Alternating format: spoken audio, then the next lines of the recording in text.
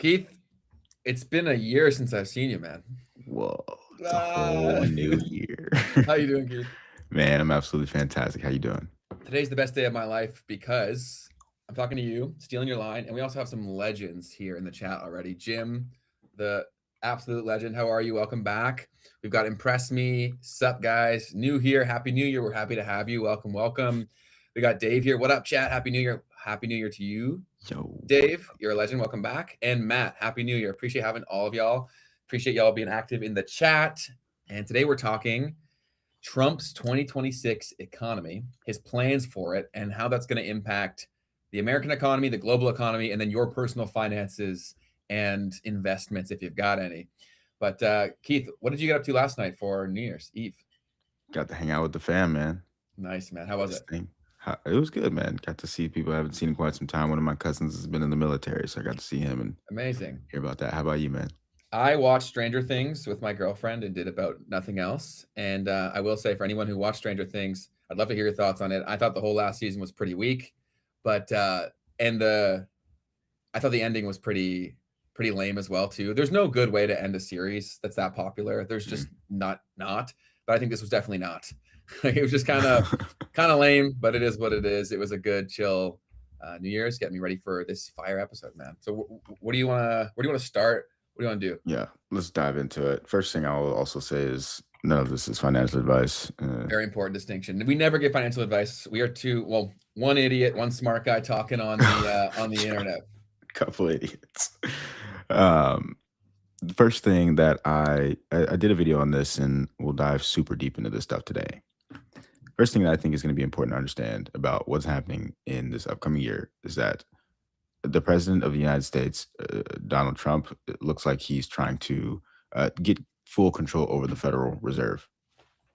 So the Federal Reserve in the United States is the central bank, and they essentially can set the target rate for the interest rates in the short-term funding markets. And this is essentially the markets that banks will go to lend money to each other overnight. So banks might be short on cash to meet, for instance, customer demands for withdrawals or something of that nature. And then um, they'll lend money from another bank to be able to meet the requirements that they also have from a regulatory standpoint of how much money do they actually have based upon who they owe money to and what assets they have and so on and so forth. So the overnight lending markets, right, is where these banks will lend money back and forth to each other on.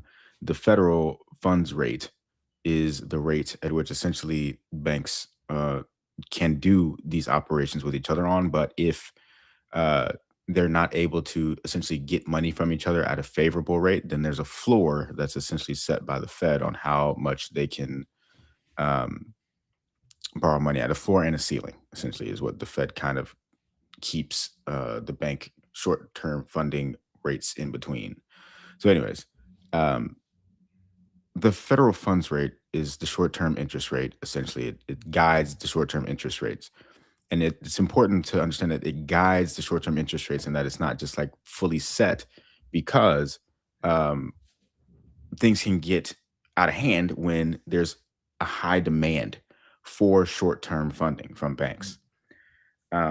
Just last night, I'll go ahead and share some news.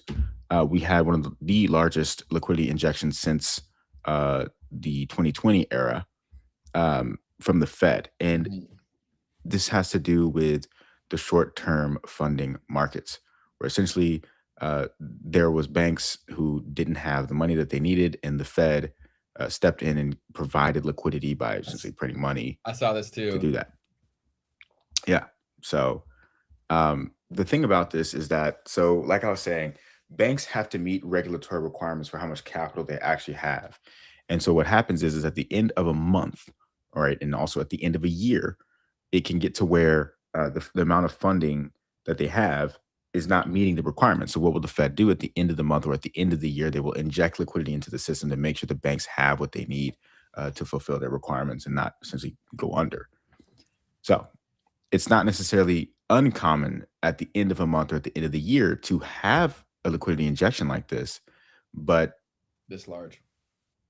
one this big is never, the biggest, right? If it's getting bigger every time, right, then that's not a good sign for sure. No, 100%. And that's really where we are living in a world that is created from things like this, because this really kind of gives you a glimpse under the hood of how the whole system works and kind of where the anchor point is set.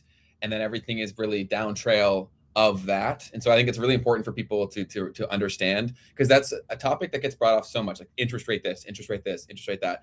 And I think it's something that people, they can grasp the concept to a degree, and they understand that there is some correlation to the price of their assets, but they just say the same thing over and over and over again. And I do think that we're entering a time period where what's always worked may not always work in terms of like predictions of that stuff. And so, yeah, where else do you want to go in terms of explaining the Fed?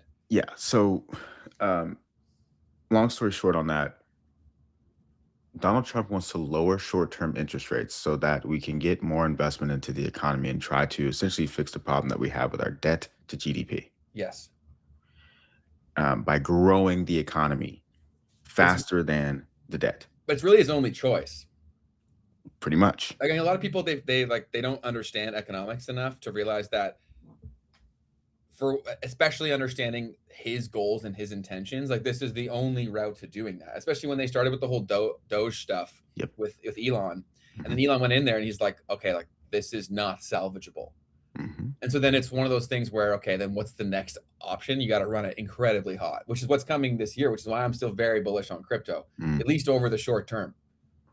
Yeah. So to be clear on what Ben was saying there is that in order for the government in the US to fix the debt to GDP ratio, it's either going to have to increase its revenues, imagine, or decrease its spending. And so what the Doge attempt was to decrease the spending. But what we learned was that there's really not enough discretionary spending that can be cut without it creating a political backlash. And so as they tried to cut, and they cut some stuff, some stuff. Yeah, but the bureaucracy just runs so deep. Yeah. Right. And there's so many forces. And you also have to remember that when things, like, the problem with bureaucracy is that once it reaches a point where it's just too large, the job becomes maintaining the job. And so then people will build in like different things to make things more difficult, or like extra steps that just, like, it's easy to justify anything once it's been paid for enough. And now the person that you like, their job is attached to that outcome. Right. And so then that's just so, go ahead, Keith, because you got something. Well, I was just going to say, and to be fair, they're cutting things that do directly affect a lot of people. Fair. Totally. Always. Yes. That's fair. And the other side of this too, that isn't always talked about a ton, is that when you try to cut these programs, okay, so GDP, okay, so we're talking about debt to GDP. Well, what is GDP? GDP is consumption, meaning people that are spending money. It is investment, meaning people that are investing into their businesses. It is net exports. So how much am I importing versus how much I'm exporting? If I'm exporting more, then I'm selling more and I'm earning, I'm profitable, right? In that equation, just I'm in a trade surplus is the real meaning of that. Yeah. And then the final thing is government spending. So if you cut government spending, then you're cutting GDP. Yes. That's a double-edged sword. So that's the other thing that started to come up in the middle of that conversation. So anyways, so we can't necessarily cut spending. It's going to hurt people. It's going to also lower GDP. So in that scenario, what can we do to try and fix our debt to GDP, which is a problem, by the way? It's tough to say this in a short-winded way, but the reason the debt to GDP is a problem is because we have a shortening average maturity length of U.S. Treasury debt. So the U.S. Treasury, okay, it finances all of these programs that it has by essentially going to the bond market and raising money from investors or from the Fed. Fair. Right now, all of the debt that's been issued in the past is coming due. Okay, essentially is what the shortening average maturity length of the U.S. Treasuries means. All the old debt is coming due. And what is the U.S. Treasury doing? It's reissuing new debt, but in short-term bills. So now we're going to have to pay this money back in 6 months, but more and more of the money that has already been lent to the government is coming due. And so they're having to issue more and more and more of the total debt burden in a shorter time frame. Now, the reason that's happening is because long-term interest rates are so high And the US government and the US Treasury does not want to lock in a bunch of debt at these higher long-term interest rates. Yes. So the attempt is to term out the debt. So with the debt to GDP so high, we can't term out the debt. So what do we need to do? We need to get the long-term interest rates to come down. But how do you get long-term interest rates to come down? You need to fix the debt to GDP. And so this is why it's so important to fix the debt to GDP. This is why it might be worth trying to run the economy hotter Mm-hmm. in order to actually get more growth in the economy, and then using that as a way to try and get the long-term interest rates to come down, and then be able to term out the debt. So that's part of why potentially Donald Trump is trying to get lower interest rates and is doing it at any cost. So break Yes. the rules, right, to do that. And roast anyone needed. Like Jerome Powell, like he's openly and publicly said to him, he called him an idiot a bunch of times for not dropping rates way earlier, more aggressively, et cetera. And so there's going to be a change in that position, right? The Fed chair is being changed within the coming months. And so there's a few candidates that I think we should definitely cover in here, maybe even break down each and like guess who we think is going to be in there. But one thing I wanted to mention before you take back over is that a lot of these things, there's so much influencing everything, right? Like everything's interconnected. And the book that I've mentioned a few times called The Price of Tomorrow is definitely worth reading, by Jeff Booth, because one of his theories that he makes is that the technology that we've had is really deflationary in nature. And so that's actually creating a lot of problems because of these systems that we have that are purely based on natural or forced inflation. And then now with this counteracting force of the deflationary technology, it creates this massive disparity and situation that we have here. And then here are these people trying to solve the problem or kick the can down the road is really what a lot of it is. But I want to talk on that deflation thing too. I saw this post the other day that really talked about how deflation is the natural state of any economy. And the idea is that as you get more efficient, you make more goods, and then the price of these goods will come down. mm-hmm. And he says inflation is the product of government and establishment theft. Now, the important thing to tap on here is that when you get deflation, what can happen is real wages essentially go up. Okay, so in here in this Wikipedia article, it highlights the prices of most basic commodities and mass-produced goods fell almost continuously in a time when we had the Great Deflation at the beginning of the Second Industrial Revolution. So mass-produced goods prices fell, and then nominal wages stayed the same, which resulted in a pronounced and prolonged rise in real wages, in disposable income and savings, essentially giving birth to the middle class. So now that we live in a world where there is no real way that you get deflation, it's built into the system to have inflation. Mm-hmm. It's a necessity, like so for how things are running. Exactly. I saw something that was actually really insightful about why that was. While you look for that, I'll shout out some comments here because so we've got some good ones. So this is always people go here, right? Or make the billionaires pay their fair share in taxes and pay decent wages and salaries. Yeah, I think legislation can obviously be improved across the board for all of those things, but it's a lot more complicated of a thing than I think a lot of people appreciate. So obviously, I think that if you're that rich, you should be paying a lot more in taxes, but there's just so many ways that have been built in where people can legally avoid taxes or defer taxes. And so definitely needs to be reformed in many ways, but doing that is definitely not a quick fix. Happy New Year. Shout out to both of y'all. Been learning so much since I started watching your live streams. Appreciate you. Welcome. And then we got one funny one here, Keith. Keith, do you have a migraine or are you hangover? Question mark. Keith doesn't even drink, so I don't think he's hungover. Nah. Just get into the new year, man. When you say hotter, do you mean drive inflation up? That's probably going to be a byproduct of it, right, for sure. Exactly. Great question. Because that is the byproduct of trying to increase GDP by lowering interest rates. Mm-hmm. The one thing that Trump is trying to do potentially to combat that effect is deregulation Yes. and increasing the production of oil. Mm. So that kind of leads us into one of the next things that we wanted to talk about, which is Scott Bessent's three-pronged plan, which is to get the deficit to 3% of GDP, to uh, keep 3% persistent GDP, and to increase oil production by 3 million barrels per day. Yeah, we're in such a shit show here, though, man. Like the K-shaped economy is only going to become more and more aggressive through all of these measures. Which, like, how does this end? Like, there's either got to be some sort of radical transformative shift where they move to an entirely new system. They're like, hey, we're wiping the slates clean. Like, listen to us again. Or how in history how's this gone? Right? Like, it's not. They're all pretty bad short-term outcomes for sure. So yeah, it's definitely gonna be a fun year to watch. I guess fun's maybe not the appropriate word, but for us as like commentators on this stuff, like I hate that it's impacting real people, but it will be objectively entertaining because there's so many things that have to be done and so many things that will be done for the first time. Yes. I mean, one of the things that's already coming in hot to begin the year is this whole like tax revolt thing that's going on. Tax revolt, what's that? Yeah. So let me um, find something real Tech quick on this. oligarchs got the US by the balls. Yeah.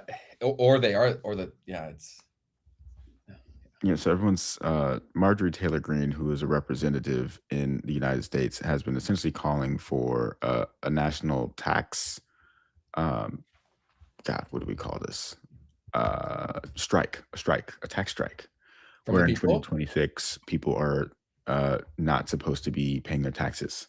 Okay, so this is a Republican representative, and I think she's a big leader for a lot of Republican Wait, thinkers. she's And saying this out loud?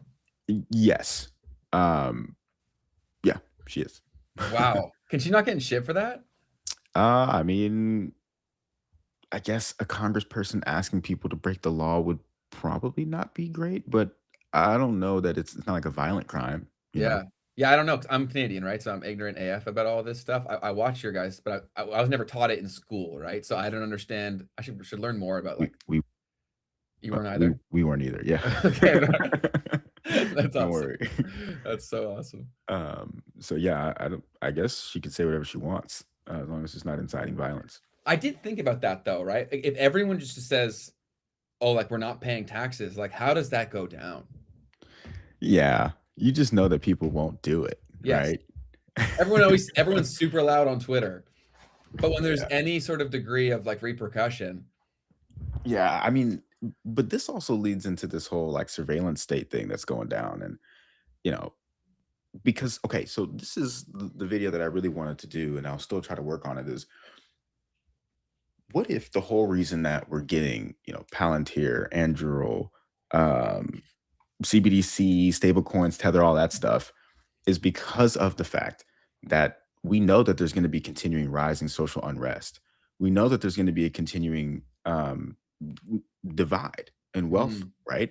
And yeah. what does that lead to? It leads to social unrest. If I'm super fucking rich, I'm getting all of my boys in a room being like, "Okay, if we don't give people the money, we're gonna die."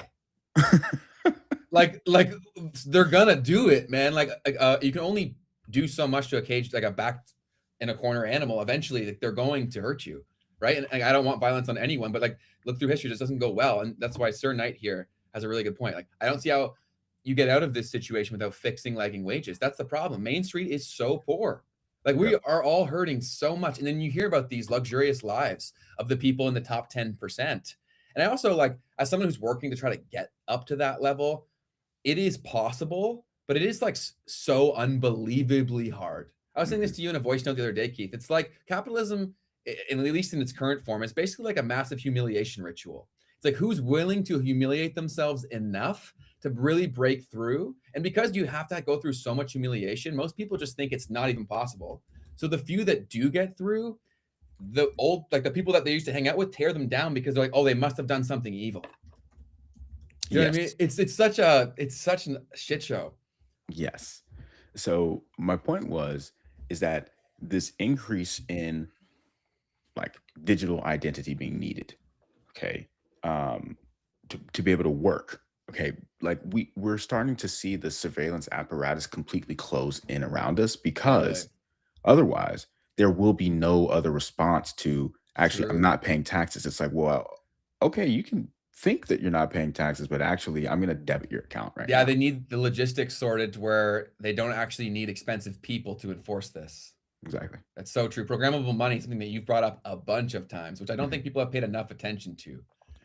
Yeah, I mean, in 2020, I started to find the technologies that would make all of that possible, and I was like, oh, okay, this is what's happening. Hmm. Um, uh, So yeah, I mean, the Bank for International Settlements, I'll always give you guys the research. Like the Bank for International Settlements, all of their work that they've done from the Innovation Hub, they've told us openly that this is the direction that the world is moving in, and they've been running pilots with central banks for quite some time. Yeah, It's been more than half a decade now that they've been working with like 90% of central banks, which by is the way. crazy. That's insane. So we will live in I mean, China already has this system, okay, where if you jaywalk, you'll get ticketed, and your face will get put up on a billboard as We should well. try to fight it though. I mean, we can fight it now. We can talk about it now. I Hmm. think I think it's bad for us to say we will live in this world if there's even a 1% chance that we don't have to. I And I think know, I that's know, like fair. your like your prediction. If I was betting on this, which I don't advocate betting, but if I was betting, I would bet what you're saying comes to fruition. But if there's like the 1% chance or even less that we could potentially fight it off, I think it's pretty important to like push that. I think that's fair, Ben. I think the way that I see this working is the same thing that we saw with Bitcoin, and I think it is Bitcoin, by the way. So here we go. Conspiracy theories. Uh, Sorry. this would have been a great time to get the tinfoil hat, but Bitcoin encourages the acceptance and encouragement of digital surveillance. I'm sorry, but it does. I get paid to have my transactions tracked, and for that to be a good thing, because I own Bitcoin, and the price of that thing goes up through the mechanisms that we're told it goes up through. Now, the same thing is going to happen when it comes to the rest of this system that I'm talking about. I am invested in that future, Ben. Yeah, we all. I think anyone watching the show for the most part is. Mm, exactly. Yeah, So that's the only thing. That's it's the one only of. thing. Yeah, I think what you do really well is you're very realistic about this stuff, and you just basically hedge your bets rationally. Yeah. Right. I think my job is to, because you're so rational, I think I need to be delusional so that there's like a bit of a counterbalance there and to give the people and us some hope. But yeah, everything you're saying, Keith, I know it's all true, which makes me sad. You know what I mean? But I got some more comments here in the chat. I'll try to keep up with these guys, but there's so many that we do get some go through the cracks. But a person making minimum wage, where was that? A person making minimum wage now is making less than a person making minimum wage in 65. In terms of buying power, I would not be shocked by that whatsoever. Excuse me. But mm, Yeah. I mean, it's only going to get worse, right? I mean, but I guess, yeah, the point is that we're going backwards in time regarding wealth disparities and things of that nature. And the excuse that will always be given in my eyes is that, well, your nominal situation is better, right? You're not living in a hut. Okay? You have air conditioning. You're doing fine. mm, Take your UBI or your universal high income, as Elon yeah, Musk has called it, and I don't think we should chill out. settle for that. Yeah, no, I get what you're saying like that, and I say that too because I know that's an argument that people make, but I also think it's bullshit, right? Like, why does it have to be like that? If we have all of these things, why can't we disperse these things evenly and try to make this? My whole thing is that like when people describe capitalism, I was thinking about this like if I had a magic wand and I could wave my world or like change the world by waving it, I probably would just make what we're told capitalism is. Do you know what I mean? Like where it's Mm, actually a free market. mm, mm, Because I believe in meritocracies. I really, really do to their truest form. But like maintaining a meritocracy is like really, really difficult, especially when there's all these power structures that have been built up around it. mhm. So yeah, it's definitely a hard thing to get to. And also because so many people have flagged, you got a point? No, go, go. Like people have relationship to these signals and these words that they don't even really understand, and the definitions and goalposts move all the time. And so having Good a point. rational conversation with people is almost impossible because whether deliberately or just human nature, as these things have ebbed and flowed, people's relationship to a word or a concept is usually pretty easy to spot, and then like them changing that is almost impossible. That's a really good point that you made. And like this definition of capitalism that we were told it is, this is something that came up with me very recently. I tell you, Ben, I have like some very extreme friends on probably both sides of the aisle. And I one love of that. my friends, he's very far left wing. Okay.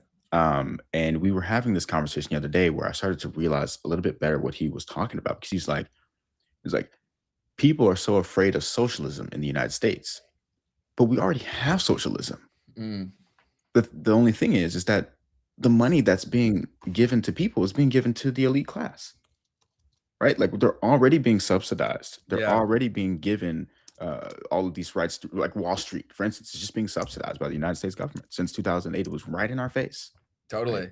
Yeah, and it also seems like social media was kind of like capitalism's solution to the social credit system, like basically a free market way of essentially achieving the same sort of thing. And so I have a comment from here from Derek, and I actually think this is a great thought. And I also think it ties so well to the thesis of the show. So capitalism without regulation just becomes a rigged form of slow theft. That's if regulation operates in the ways in which it's operated in the past. But we have technology that creates genuine accountability and involvement from the public possible. Hmm, Right. So I think that's what not enough people understand this, right? hmm, Like that's why a lot of people really, really clown on Charles Hoskinson so much because this is almost all that he talks about. And people are like, you're living in a fairy tale world, right? hmm. Where yes, getting it implemented is probably fairy tale, which is so sad, but it's technically feasible. Right.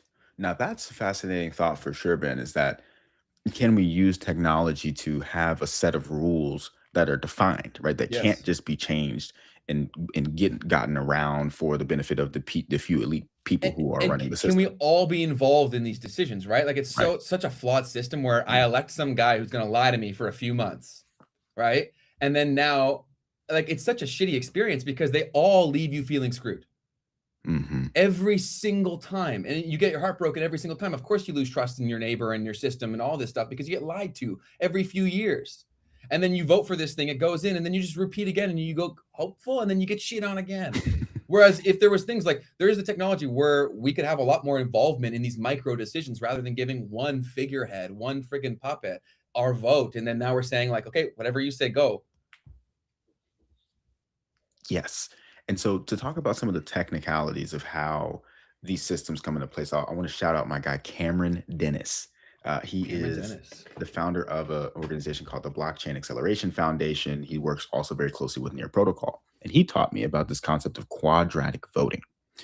And so in the blockchains, you have this ability to, because of the nature of how all these systems are built, they're essentially open source, and you can suggest changes to the code. Okay. And so when you suggest these changes to the code, you also have a place on the blockchain where you can actually go and vote on what happens next, up or Yes. down. Do I want this to Yes. happen or do I not want this to happen? And you can do this without a blockchain.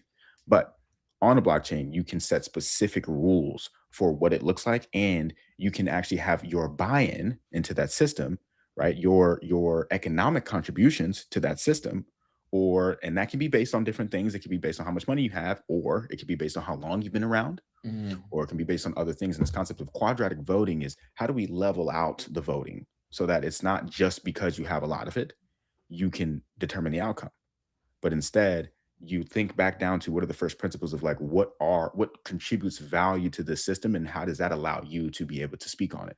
And you can set the rules for that system from the beginning, and then as new decisions come up that you want to make changes on, you can use these quadratic voting systems to do it. And that's the best definition that I could come up with, or explanation of quadratic voting that I could come up with on the spot. It's super important to explain, and that's really what got me super hooked on, like really hooked on crypto, was because I would consider myself an optimist, and going through all the different scenarios of running through extrapolation of events, the growth and emergence of certain technologies, certain figureheads, etc. I just thought about what is the only choice and hope that we have, and this was the one that this was like really what I came to. Like blockchain and these kinds of things that you just discussed is like really the only way that you make things better because they're fundamental problems, right? Like you can zoom in on whatever specific problem that you want to talk about. It's coming from a foundational fundamental layer, right? It's cause and effect that is the problem, right? Everyone's yelling about the effect and they don't understand the cause. I want to answer that, but I also want to correct myself a little bit on like what quadratic voting specifically means. Go for it. Quadratic's voting is about getting to voice on issues in intensity and not just direction. Got it. Okay, so that's another thing that you would be able to do with a blockchain system, and that's what quadratic voting specifically is. But in general, you can vote using blockchains. Yes, totally. And that's actually a big part of Cardano's whole thing, right? Where they have the treasury and people can be involved and they vote and all those things. It's a lot more democratic. But then we got Impress Me with a great comment here. Quantum computing will rig those results and break code wallets. And Keith's already basically said that he thinks that that would be the economic black swan event that would allow for a system changeover, right? Because if you basically sell the world on the theory or the reality, if like it doesn't even need to be real, if you just told everyone that it is, then they'll be like, oh, we have no choice, we have to switch the system over, right? So that could be a Trojan horse, but yeah, I don't think that's crazy. Yeah, I mean, for any of these systems that we're talking about to be implemented in our world now, we're gonna have to build for quantum resistance. Yeah. Right. And I think that's what is also taking so long for like blockchain to really, really be adopted. Because if we're going to use it for mission critical things, but we literally all know that there's an emerging technology that will eliminate the feasibility of it, then we're going to have to be a little bit more intentional about how we build it from the beginning. So quantum resistant technology is not an easy thing to do. That is extremely difficult. I want to bring on an expert on quantum in general, because it does kind of seem like this black box where like even the people that talk about it, like they're experts, like I hear them say conflicting things all the time. Like that's present in every industry, sure. But it almost feels like a story rather than an actual technology to me. I don't know. I get this vibe of like this mythical character. You're right, though. I mean, you're 100% right. It's like Vecna from the Stranger Things. It's like literally, you don't watch Stranger Things, but like that's how this kind of thing feels like to me. You guys in the comments hopefully will be able to relate on that one. But yeah, I mean, at least that's what I hear, right? It's like, oh, well, technically this is so far away and like it's not even a real thing, it's not even a real issue. And there's gonna be all these other issues that would come before we thinking about just blockchain, right? Like the traditional banking system is also gonna be effed in that, situation. You know what's crazy, Keith, is like this is this technology that they're literally telling us oftentimes this could dictate our entire life and we have to make every choice based on if this reality comes to be. The amount of people that are directly involved in this is probably what, under 1,000 in any sort of real way in the entire world. Yeah. Less than blockchain, less than AI. But like literally, because people don't understand that the amount of money that goes into the current practices of running these machines, like they have to run at like the coldest temperatures they can possibly create. Like there's all of these costs and barriers to entry where less and less people can be involved, less and less companies can even compete. So I don't know, I'm very skeptical of all of it, truthfully, but I would love to have on some experts. I think that would be really cool for sure. If y'all know anyone, please suggest some, please. Yes. And because the other thing about quantum is compared to AI and blockchain is what do we like? What are going to be the commercial use cases for it? Like it feels like a very research based thing that's hard to materially say, oh, this is going to lead to this outcome for us, and therefore it's worth investing in and accelerating. The same way that we can with AI, where it's like, oh, I know this is going to literally, improve my bottom line. Like I know I'm going to be able to increase my profits by solving this specific problem with AI. So let me invest in solving this specific problem. Whereas with quantum, I feel like we're going to be coming into a place where it's more about inventing new things. Yeah. And like kind of like solving problems that haven't been solved or even thought about yet, type of a thing. And maybe that's the wrong way to look at it. But I do think that the justification for investing and accelerating the investment into a technology like AI is very different from quantum as well.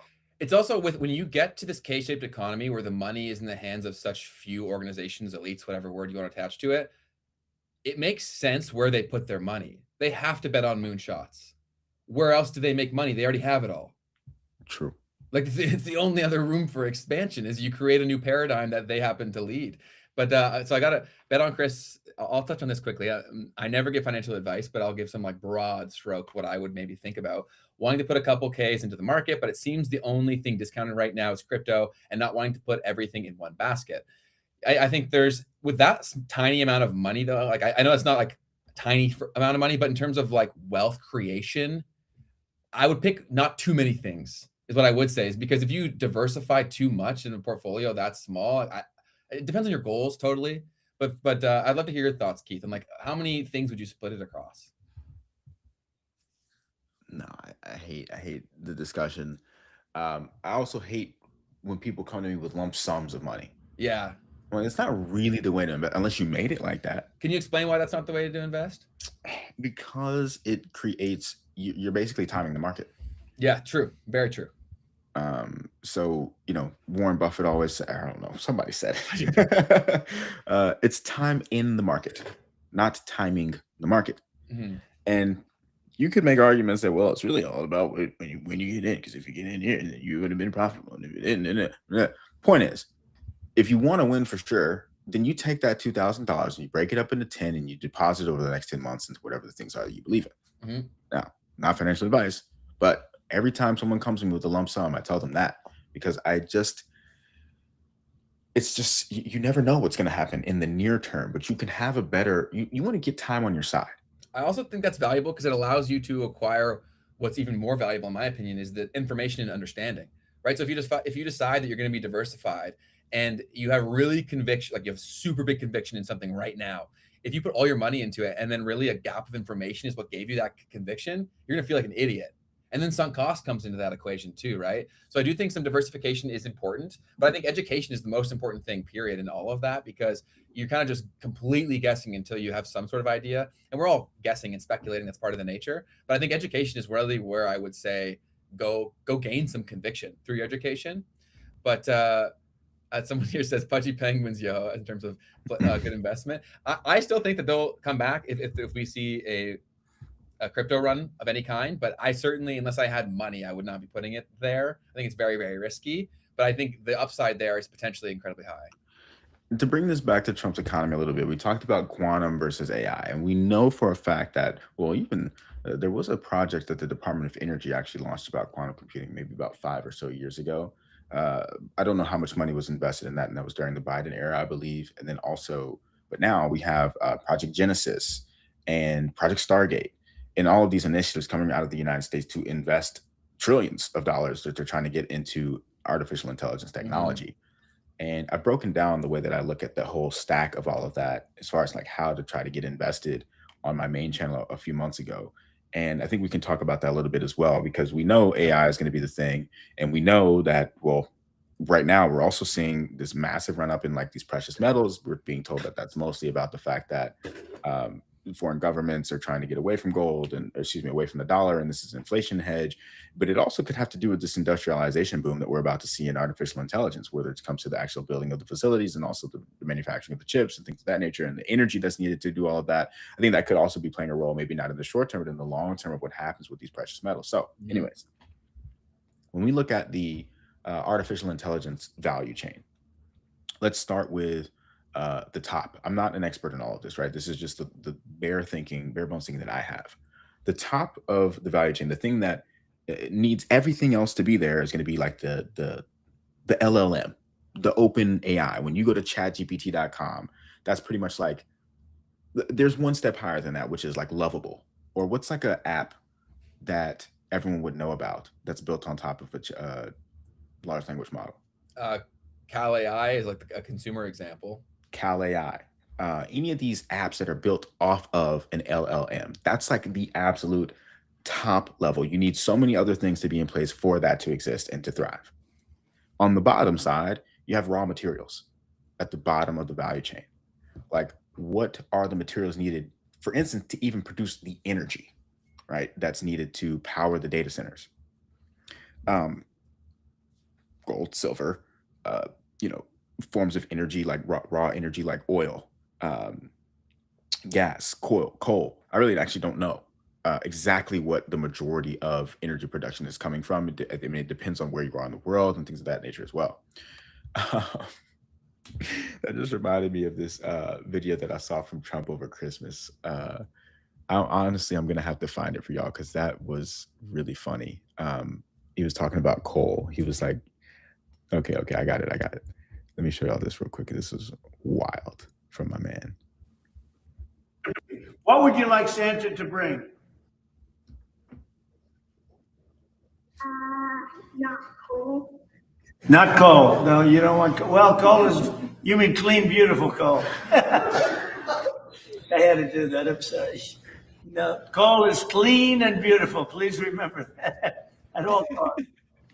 That's crazy. Dude is crazy for that one.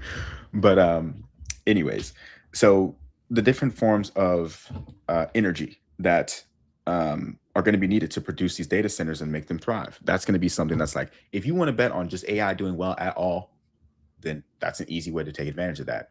Nuclear energy as well. Like, what are the different sources that are going to need to be added to the energy mix in order to get to that place? What happened with the algo? How was that pandering to the algo? No, that wasn't you, buddy. That was me. I commented saying 40 likes, 110 people here. The math ain't mathin'. Pull up and hit that like button. We've got 100 people in here today. Hit that like button. Hit that subscribe if you haven't already. Come on now. So yeah. So raw materials and or energy. Then you got to build out the data centers. So who are the companies that are going to be best positioned to take advantage of that, right? Is it going to be Google? Is it going to be Amazon? Is it going to be Oracle? We know for a fact that the government has been actually awarding contracts or things of that nature to work with these types of companies, right? So we're not surprised by seeing those companies have a little bit of a push up and then maybe a little bit of a dip.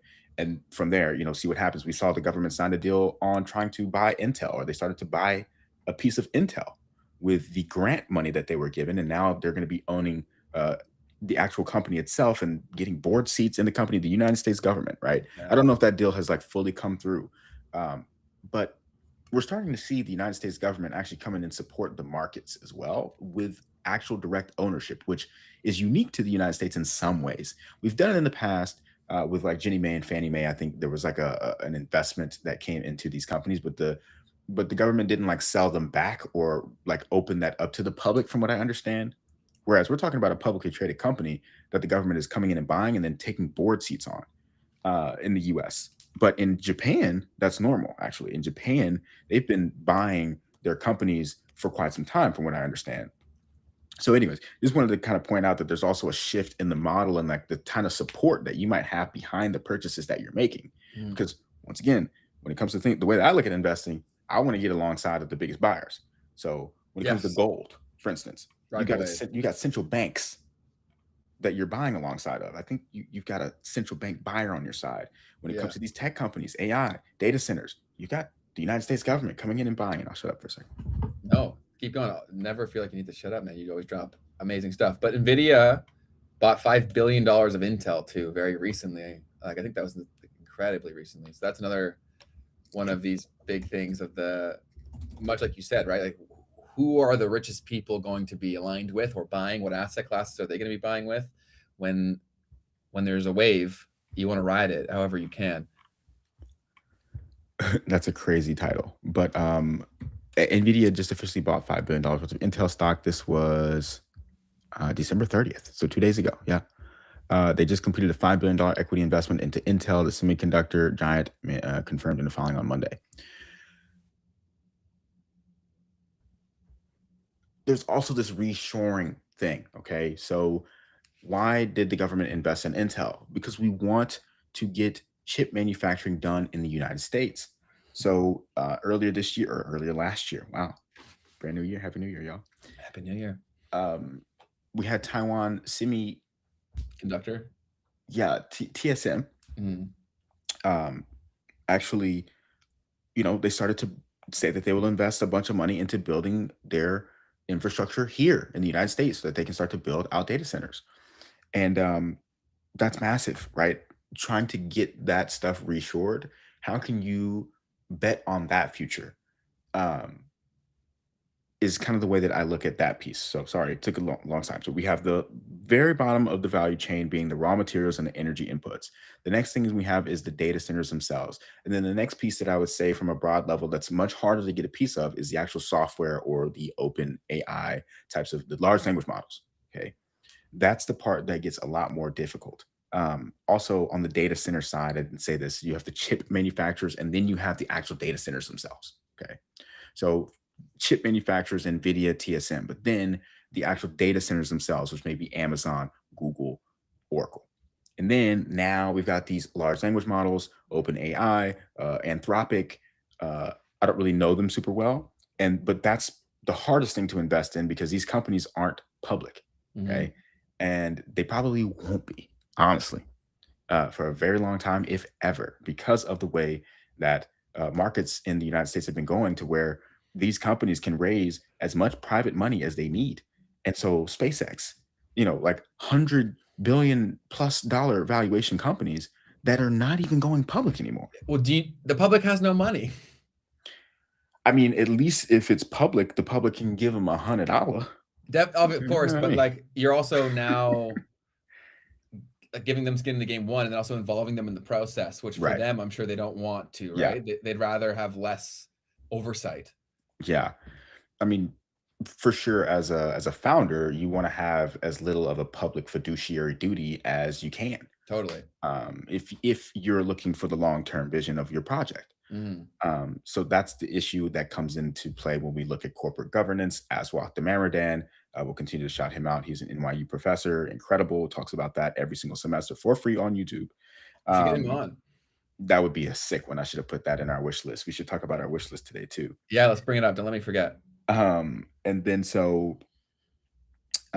corporate governance. So when you open your company up to the public, there's two different things. And Facebook, I think, figured this out, right? Mark Zuckerberg, he said, I'm going to give two classes of shares. One class of shares actually has no voting rights whatsoever. And I'm pretty sure that's the major way that they've raised money from the public. They said, you guys don't get access to a board. You don't get to create board seats. You just get ownership in the upside of whatever happens with the stock. And so that way he's not giving up his control of the company, but he is still raising money from the public. And when you've got a business that's doing that well, then you can get away with that. You can get it as you want. And that's so hilarious, man. So that's one side, is giving up the ownership. But then the other side is also, well, now, even if I haven't given up the control of the company, I still have a fiduciary duty to make sure that you make some money, right? And I still have to report every quarter. Yeah. So you can still sell the stock off if you don't think that I'm doing well or doing my job well. So anyway, so that's the other side of that. And the only reason that matters, by the way, that you can sell the stock off or create a more selling pressure on the stock is because, well, I own the stock and I want that stock to go up too. It's my wealth. Totally. Yeah. So no, 100%. Yeah. Chat, you're hilarious. There's a lot of funny stuff in here. People are going in, and I love to see it. It's very, very funny, and I appreciate your guys' commentary. But we have a question here. I think you've already been in contact with this person, right? Thomas asked, you guys still getting on abs? Yes, actually, he just got back to me, and we should have him on in January. So be prepared for that. Guys, we have some crazy guests that we've already got lined up, and you guys are such a big role in helping us get even more of those people. And we're close to that tipping point, like I've said a few times, where it'll become too much of an opportunity for people to say no.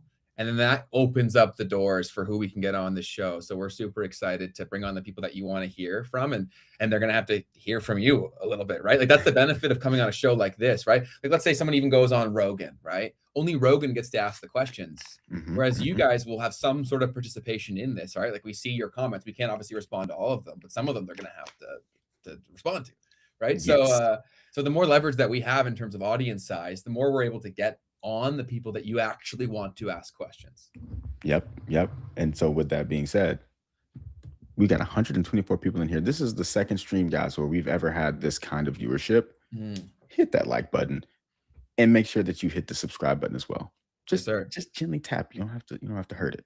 Do your thing, brother. Anyways, don't turn on us, guys. No, okay, we're definitely not going to turn on you, but like you also have to understand that the show will change as it grows. Right. So I think a lot of people, they're like, oh, like, I wish it was like this. It's like, okay, well, there's like 1 million people here now. It can't be what it was when there was 120. So like, it's a give and take thing. We'll always do our best. And the benefit of having the chat is that you guys will hold us accountable because we can see it. Right. So like, we can't just be in a vacuum, right? The benefit or con that the big podcasts have is there's so many comments, they don't see any of them really. Right. So it's like a totally different dynamic. Yeah, and another thing that's like super relevant right now, Ben and I have been talking about this in private, is the moderation that happens on other people's live streams and stuff like that There's too. so much fake shit. And so, and also we're going to have, this is a great time to actually talk about it. So we're also talking about our show starting to grow to the point where we're going to need to give some people mod status within our YouTube chat. So if maybe we should put like an email out there or something that people can reach out to us. Yeah, we're going to have to do that. Because we're already close to the tipping point where some trolls will come in here and try to monopolize the chat. So we're going to have to give a few people that are here often access to mod features. So let me chew on that. Yeah. Go ahead, Keith. I want to highlight a comment from ZMEF42. He said, "I'ma do you one better and share it too." Go ahead and share the stream. Go ahead and share the stream. Chef's kiss right there when you share it. Because basically, we're in this point right now where YouTube is a for-profit machine, right? So I've been working in YouTube for nearly a decade at this point. I've grown dozens and dozens of channels. So I know how this thing works inside and out. I know the points in which channels are at. And so we're at this weird point where we're, with the length of our content, we're competing with people who have like very deep relationships, because the only people that consistently post 2-3 hour long content are like big, large podcasts, right? And so we need to get through this like little bit of resistance to start being shown to those people, because there's not as many people out there that will watch this long of content, right? So they're typically consolidated into a few places that have all the leverage, which is why it's a slower thing, but we're close. So we appreciate all of you guys so much. Yeah, when you hit the share button, that's the thing that actually takes it to the next level. Massive indicator of interest, right? So all these little data points that you see on your screen, like the comments, all this stuff, really they're just consolidating this into a satisfaction score, right? And so then they also know the kind of stuff that you like. So the more points of satisfaction that you give to this, if you actually like it, then they're able to make comparisons with people who have similar things to you. So you actually engaging with our content is actually going to bring more people like you to it, right? So for something like a live stream, that's actually massive. Yeah, it's actually helpful. It contributes to the conversation. 100%. Calibrated. I liked how you did that. I appreciate your words, man. I'm seeing your comments. Just wanted to say thank you for that.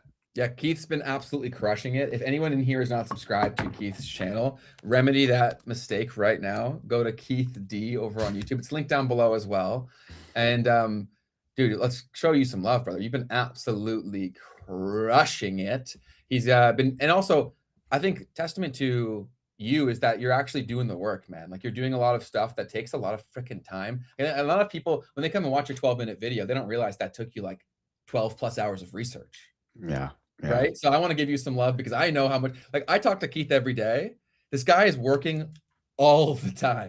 Like people who see like a video go up live to have that quality standard maintained across every video is this guy's running a marathon every day in like creator speak. So like, first of all, I commend you. And then other people around, like show them some love because that's a lot of freaking work. I appreciate that, man. It does feel like a marathon.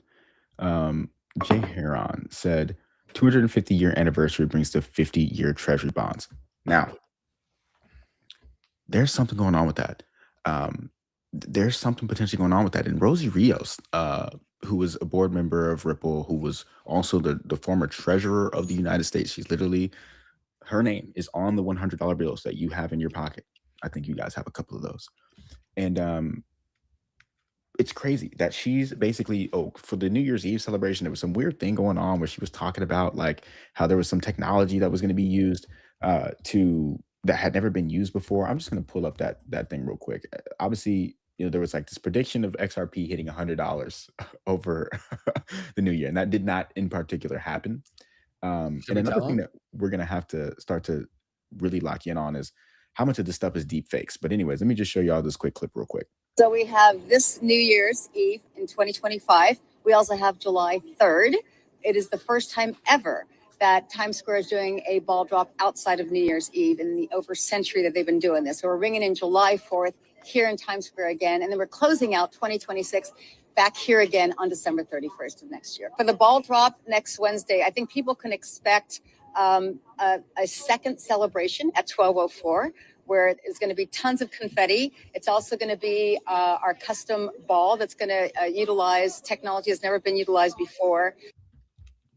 And so that was like sending people going crazy. Like it's actually going to happen. There's going to be like $100 XRP by New Year's. Because there is this really weird thing where Rosie Rios is appointed as the chair of America 250. I don't know if she's appointed. She is the chair of America 250, which is responsible for celebrating the 250th anniversary of the United States. And so now Trump has directly talked about this. He signed an executive order at the beginning of the year, actually, to celebrate, to create a task force type of thing, like to celebrate the 250th anniversary of the United States. So this is like a big deal. And July 4th, 2026, that's happening. And last thing I'll say on that is that also lines up with what I was talking about in the other video on the DTCC, tokenizing treasuries, and how that's going to be in the Q3 of 2026. So I don't know, just something to keep in mind here. So many points to touch there. Another thing, this further makes me feel a deeper level of conviction for my bullish bias going into the year. Like, you think Trump's going to have a shitty economic year on the 250th anniversary? Like, that sounds like an impossible thing for me, right? So like, I don't know. Again, I'm very biased because I want it to be true, but we'll see.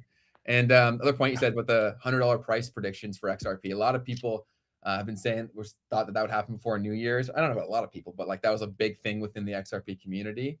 So that's and I also felt those whole 589 bulbs thing when we watched those videos, those felt like AI to me too. So who knows? But like I said that at the time too, when you played them, I'm like, this feels and sounds like AI. And I've watched a lot of AI content where I could definitely be wrong, but I got a weird vibe from that from the very beginning. But yeah, fair. XRP is a fascinating thing that I never really got into the whole cult.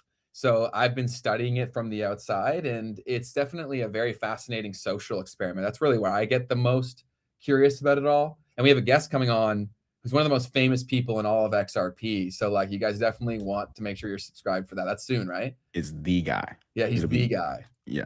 It's coming up very soon. So definitely stay subbed for that. Someone asked, is she still at Ripple? When I go to the website, it does say that Rosie Rios is still a board member at Ripple. Okay, so I just wanted to share that. Let's see. Okay, so Elderberry Social Club said, Keith, your recent video just showed up on my timeline. I watched it and then found my way here.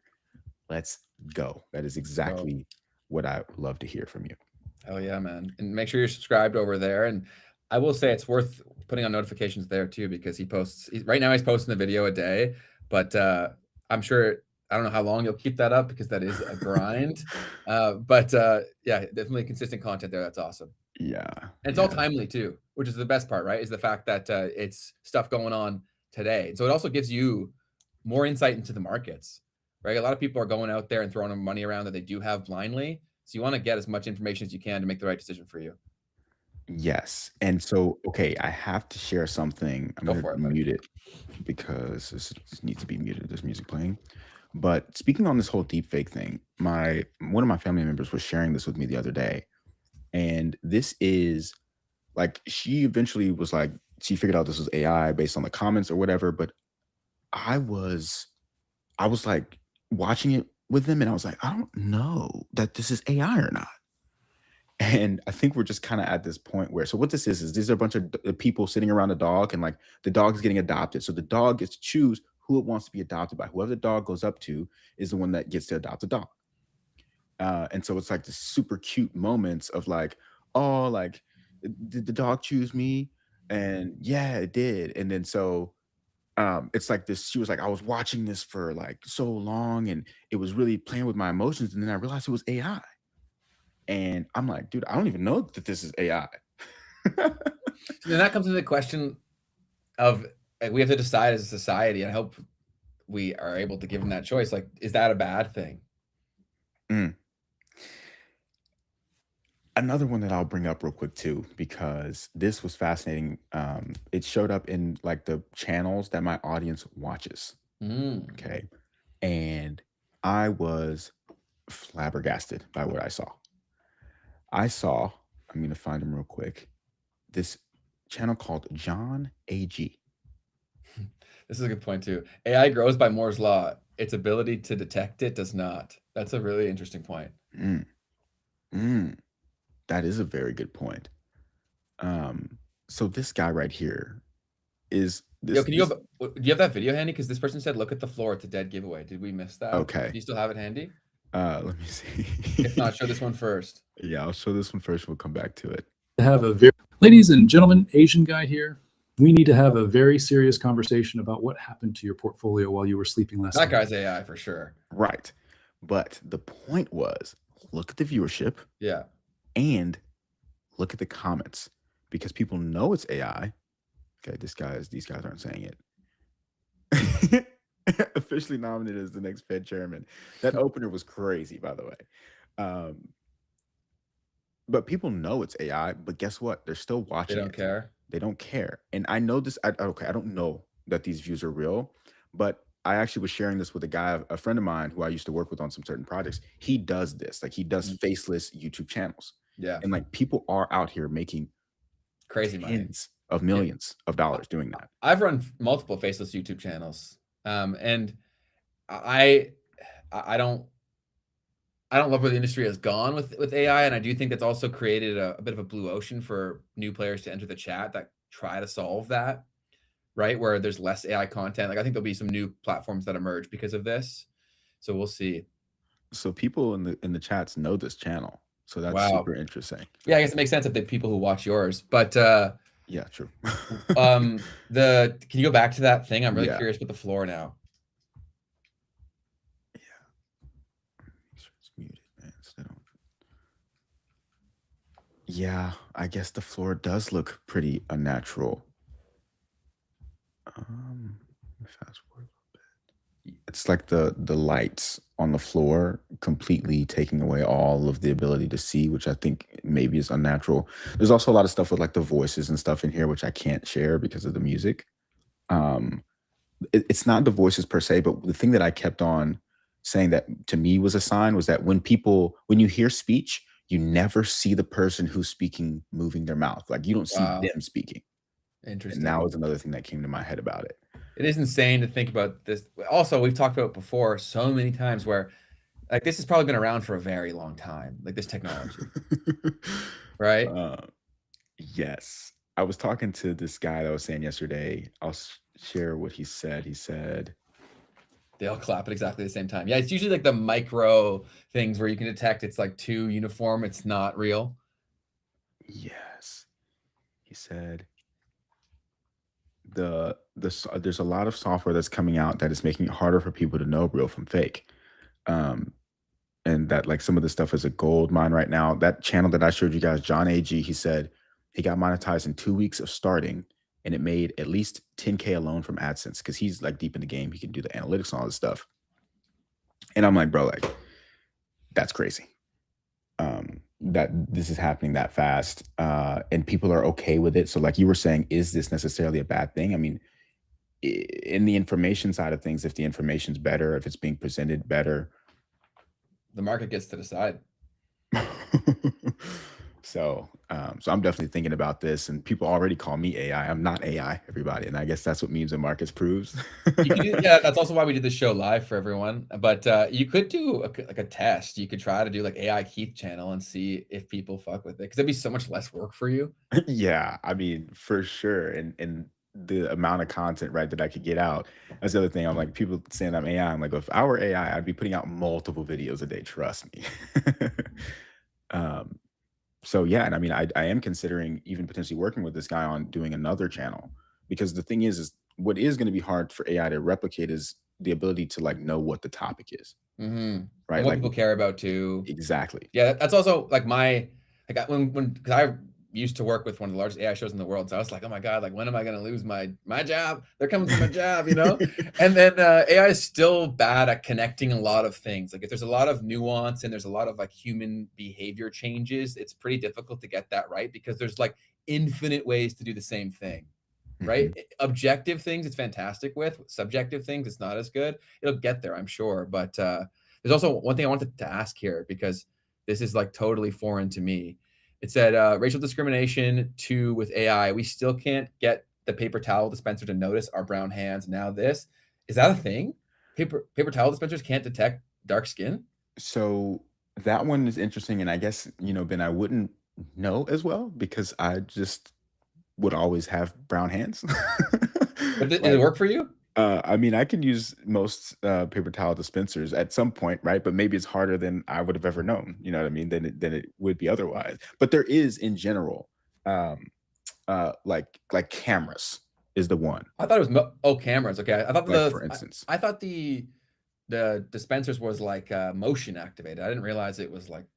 Yeah, I don't know about that one. Okay. But like cameras on a phone. There was I was traveling with someone last year, and they would take pictures of me on their Android, and like my skin would just be glowing. That's awesome. And I'm like, okay, yeah, this camera's settings are not like designed for, to make me look like a proper human being here.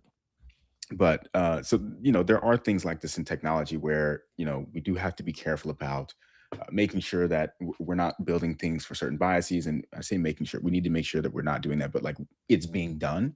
And in a way, it's kind of hard to ever prevent there from being some sort of bias, because there are human beings that are creating these systems and creating the way that they work together. And they have right? economic incentives too, right? Where, like, let's say the right-handed utensil thing, where like every utensil was made right-handed in a lot of cases. And so then that's something to think about too.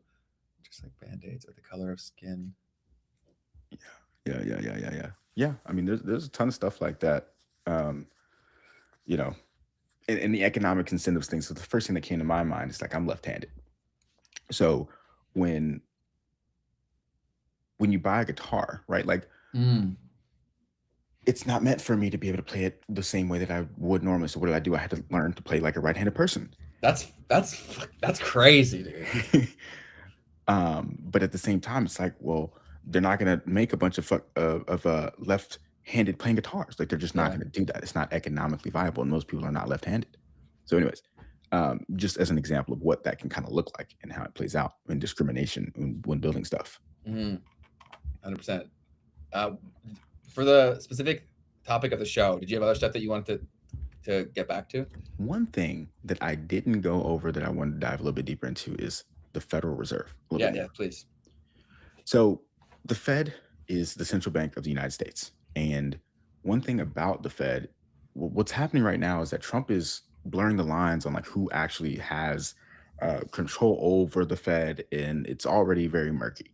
You have a private institution that's kind of being publicly led, essentially, is kind of how it works. So I'm going to break that down a little bit, but also first, there's 9 board seats on the Federal Open Market Committee. And Trump has essentially taken one of the Fed board governors. He fired one of them, but he wasn't able to fire them. They got their seat back. And then one stepped down after a scandal that Trump also kind of like, egged on a little bit. He was like, you need to get out of here. Mm-hmm. And then he put his own his current economic advisor of the White House in the Fed as a board governor. Now, the thing about that, I'm going to talk about the creature from Jekyll Island in just a second. So the thing about that is that they're supposed to be totally separate things. The Fed is the Fed and the Treasury is the Treasury, okay? But now we literally have the White House's economic advisor in the Fed real time. Like, he does both of these roles now, which is I don't even know how I don't know how you got time to do all that. But anyways, so with that being said, that's actually hilarious. What happened? You're fired. You can't wait to see. Yeah. It's like, it's crazy, bro. Like, he literally took that mentality and brought it to the White House. Yeah, that's actually true. Like, the whole thing's been a reality TV show since he got in. And we actually have a topic coming out on our Substack on Monday where I'll be talking loosely about that too. So make sure you're subscribed to our Substack. It's in the description box of all of our streams now. And it's crazy how meme-ified everything's become. Yeah. So the Fed has 2 components. It has a public component, which is the Board of Governors, and then it has a private component, which is the Federal Reserve Banks. Okay, so the public component is the governing body, the 7 members of the Board of Governors. And this is an independent federal government agency in Washington, D.C. But the private component is the Federal Reserve Regional Banks. Okay, so there's 12 regional Federal Reserve banks that operate like private corporations. And so the member banks each have their district, and they hold non-transferable stock in the regional reserve bank as a condition of the membership of the system. Now, but the stock isn't like normal stock. Like I said, you can't transfer it, can't be sold, can't be traded, or even pledged for collateral as a loan, for a loan. And by law, this actually the stock pays a fixed statutory dividend, which is currently 6% And the 6% is like, okay, I was like, of what is that 6%? The 6% comes from the treasuries, essentially, that these Federal Reserve banks hold. Okay, so essentially, so these member banks use their ownership to elect 6 of the 9 members of the Reserve Bank's board of directors. Okay, so anyways, the internal temperature of my camera's too high. About to go. I'll answer a question while you sort that out. So Cross Central asked, what are the differences between the subscriptions and the Substack? So we're still sorting that out. So I would just say, honestly, just start with the free for now. And then we're going to try to figure out ways in which we can figure out there's more value for any sort of paid tier that we were to do. But right now, I just subscribe to the free for now. Yes. So with all that said, we've got this private public corporation, and I wanted to bring up something that actually just came on my feed today from the author of a book called The Creature on Jekyll, or From Jekyll Island. And let's play that real quick. So you asked the question in your book, The Creature from Jekyll Island, what is the Federal Reserve, and what is your answer? Well, what it is, it's a cartel. It's not a government agency. It has the appearance of it being a government agency, and they went to great lengths to give it that facade. It does have the power of government because Congress voted to give the power of enforcement to it. But in its essence, underneath it, it's a cartel. It's nothing different than a banana cartel or an oil cartel or sugar cartel. It happens to be a banking cartel. They got together, they drew up the rules and regulations for their own industry, to self-regulate their own industry is what cartels do. And then they sent it to Congress, and they took off the label at the top that said banking cartel, and they erased that, and they said Federal Reserve Act. Congress passed it into law, and that's why we think it's a government agency, is because if you don't obey the rules that they set down for their own industry, you go to prison. And so it looks like a government agency. But basically, the answer to your question is it's a banking cartel. So he wrote a whole book, right? Yes. Breaking this all down. I haven't actually read it. Ben, you have. Correct? I've read, it's pretty dense, but I've gone through, I'd say 20% of it. Definitely worth reading, but I would say get ready for it. It's definitely, and like, because this was largely my introduction to a lot of these concepts. So it was a lot, and I think it's helped me understand more of the videos that I watch now. So I'll probably go back and dive deeper into it. Mm-hmm. But one thing that I'm thinking about too is that when you think about that, right? Like we talk about inelastic versus elastic demand on here. There's no truer thing than money as having like the epitome of inelastic demand, right? Wow. Like, so that gives you all of the power in the entire world, right? Because you could, when you gave the example of a banana cartel, you could go eat oranges, right? Right. Money, if they're saying there's only one place it comes from, you can't go get other money. It's also why I think a lot of people were very anti-Bitcoin, right? Because in the future that some people want, that then gives another opportunity for there to be alternative means of transfer of value. Yes, and inelastic demand for everyone is essentially, yes, demand doesn't change when you have a good that you need. So medicine, for instance, the demand doesn't change when the price changes. There's a reason why typically industries that governments highly tax, they have inelastic demands. Because there's something that they can put up the price, come up with some bullshit reason as to why they have to do that, and then they get a lot of more tax revenue. The Canadian government does that with alcohol here like crazy because culturally it's become a fairly inelastic demand because it's associated with socializing. And then also on a fundamental layer, people are chemically addicted to the substance as well. So you can look altruistic by jacking up the taxes on nicotine or like tobacco and alcohol and say like, oh, you're doing a service, when they fully know that that's not even really going to drop consumption. Right. There was a question in the chat. He said he asked again, or she asked again, to make sure that it doesn't get lost. What are your thoughts on Canton and Chainlink? And I'll just briefly touch on this. So somebody came at me for that video. They were like, DM me on Instagram. He was like, you're fear mongering and And I was like, I think you missed the point of that video, because the point of that video was to highlight those two things, guys. Mm-hmm. So anyway, I just wanted to point that out real quick because I don't name stuff on that channel, guys. I very specifically don't name a whole lot of stuff. You never do, bro. Like even sometimes I'll try to name it without naming things when you talk about certain things for people because I know what you're talking about. Right. And I also use that as like a filtration system where it's like, if you're paying attention, I gave you the answer. Like the teachers would always do in tests, right? Where they're like, if you're paying attention, you know what I mean? Exactly, man. And like it's been really cool to see in comments when people do get it, when Yeah, people yeah, yeah. are like this is what he's talking about, like Mhm. and like the answers are there a lot They're of the there, time. but you got to go to the boring places that Keith has referenced a bunch of times. Like in that video, I mentioned this thing called the Finternet. And like in my eyes, I'm telling you the answer. Mhm. I'm telling you what it is that is going on and how you can get involved in it. And so, anyways, yeah, some people are like, you didn't say anything about what to do about it. I'm like, I gave you the very specific things that are assets that trade on publicly traded markets. Natural Like, selection, buddy. but I just wanted to point that out for all the loyal followers of the channel. Like, I literally don't name stuff. Mhm. So when I do, it's just me kind of trying to be as explicit as I can about Mhm. where I see the world heading. Yeah, we also don't typically name things that often or associate price predictions that often because once you know enough about the things involved, you realize how dangerous and stupid that is. Right. And so 100%. you can ride those waves for short-term success. And there are a ton of people out there that do it. And then like, if you look at the long form of it, you see what happens. Mhm. Right. And so, yeah, there's definitely method to the madness here. And what I will say is that most people don't get ahead because I use a funnel analogy in life because it's so damn true. Like the funnel, like think about this whenever you're trying to get to your outcome, right? If your outcome is incredibly rare, don't think it's not possible for me to achieve based on where I am. Just understand you're probably going to have to go through more hurdles to get there. Mm. But if you're willing to go through all of them, you can get to the bottom.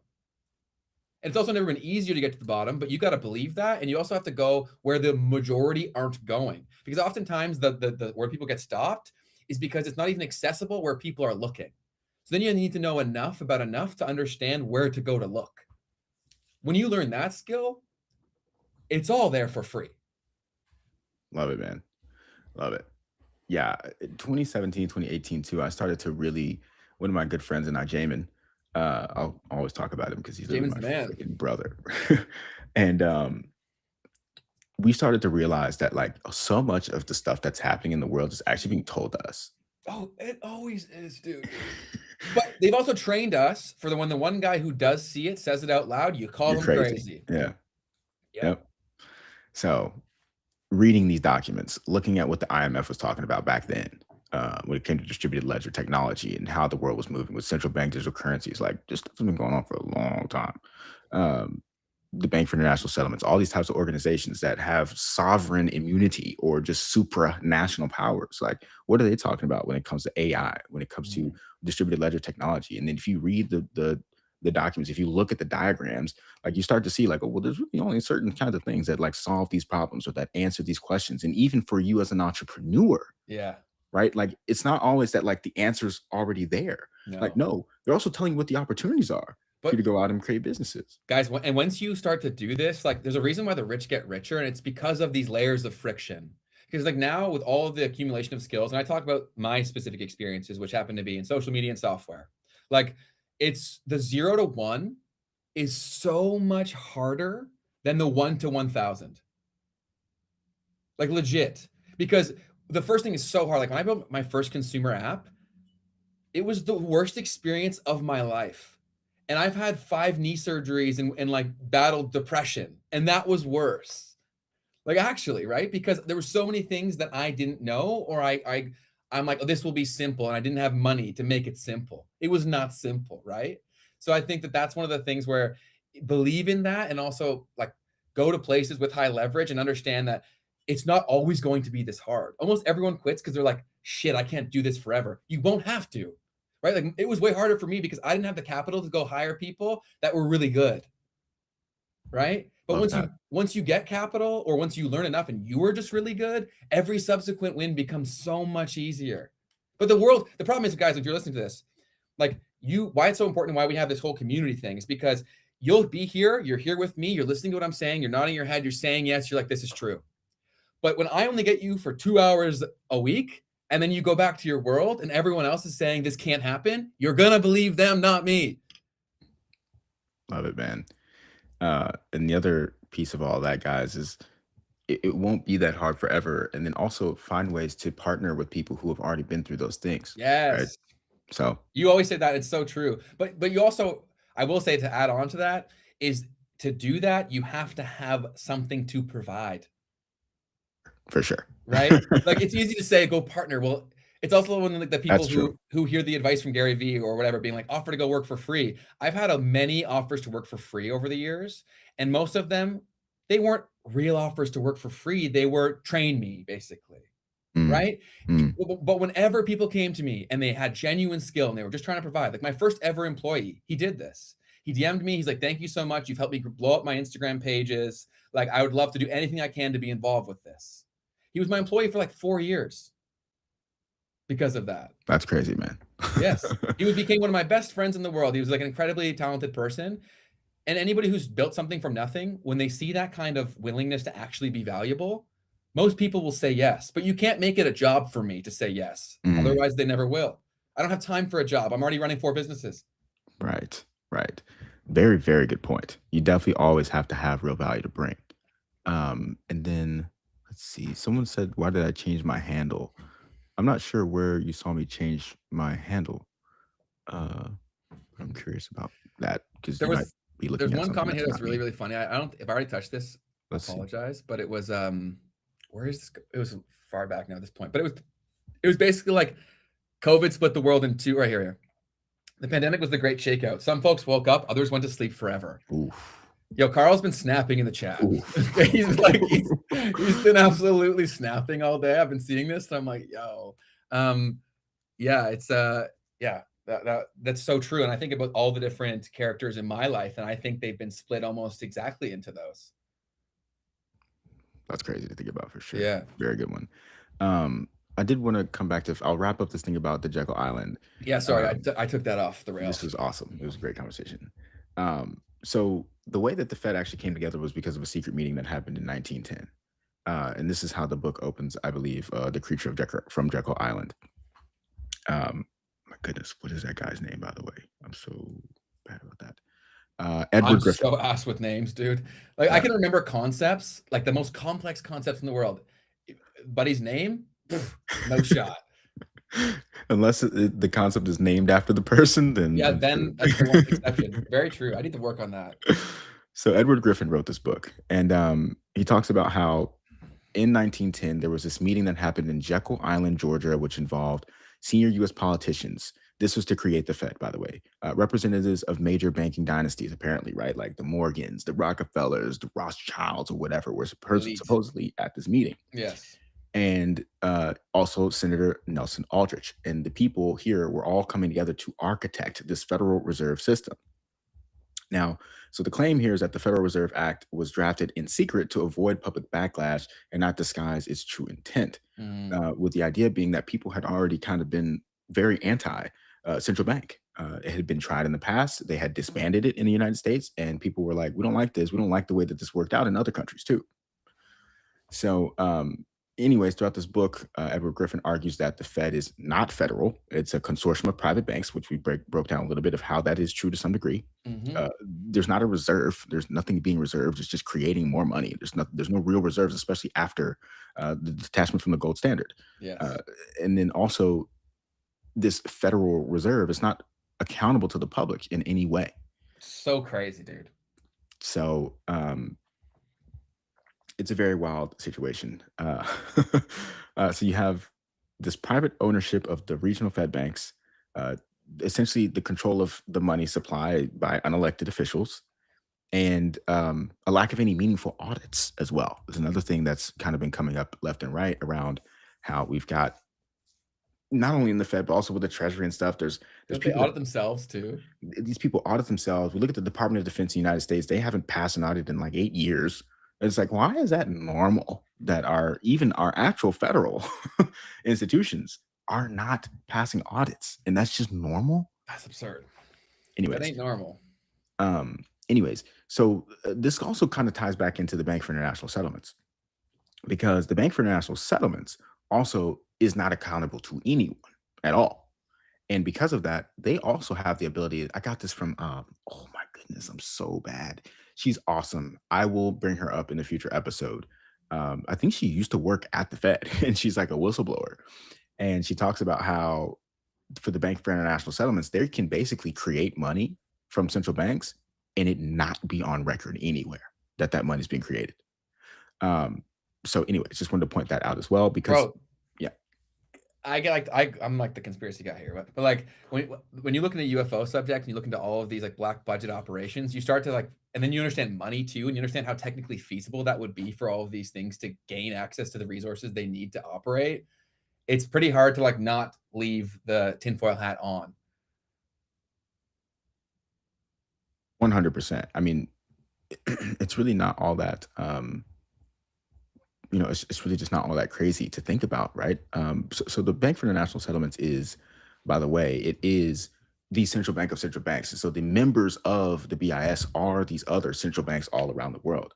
And so since they have like ownership of this thing, they can kind of just come together and create all this stuff when create new money whenever they want in a way. Okay. And obviously it's not going to happen all the time. But if they think it's deemed necessary to do that, they can do it and no one will ever know. And now you got this black box for money that can just be going to anywhere for anything. So anyways, back to the Fed in particular. A major theme in the book is that money is created through debt. And so money is just created when banks issue loans. So every dollar that enters the system, it enters the system with interest attached to it. Okay. So this guarantees perpetual debt, inflation, and wealth transfer because any money that's coming into existence literally comes into existence with a debt to it. You must pay this money back. So there's only money that's coming in that needs more money to be created in order for there to be more money or for anything to get paid back.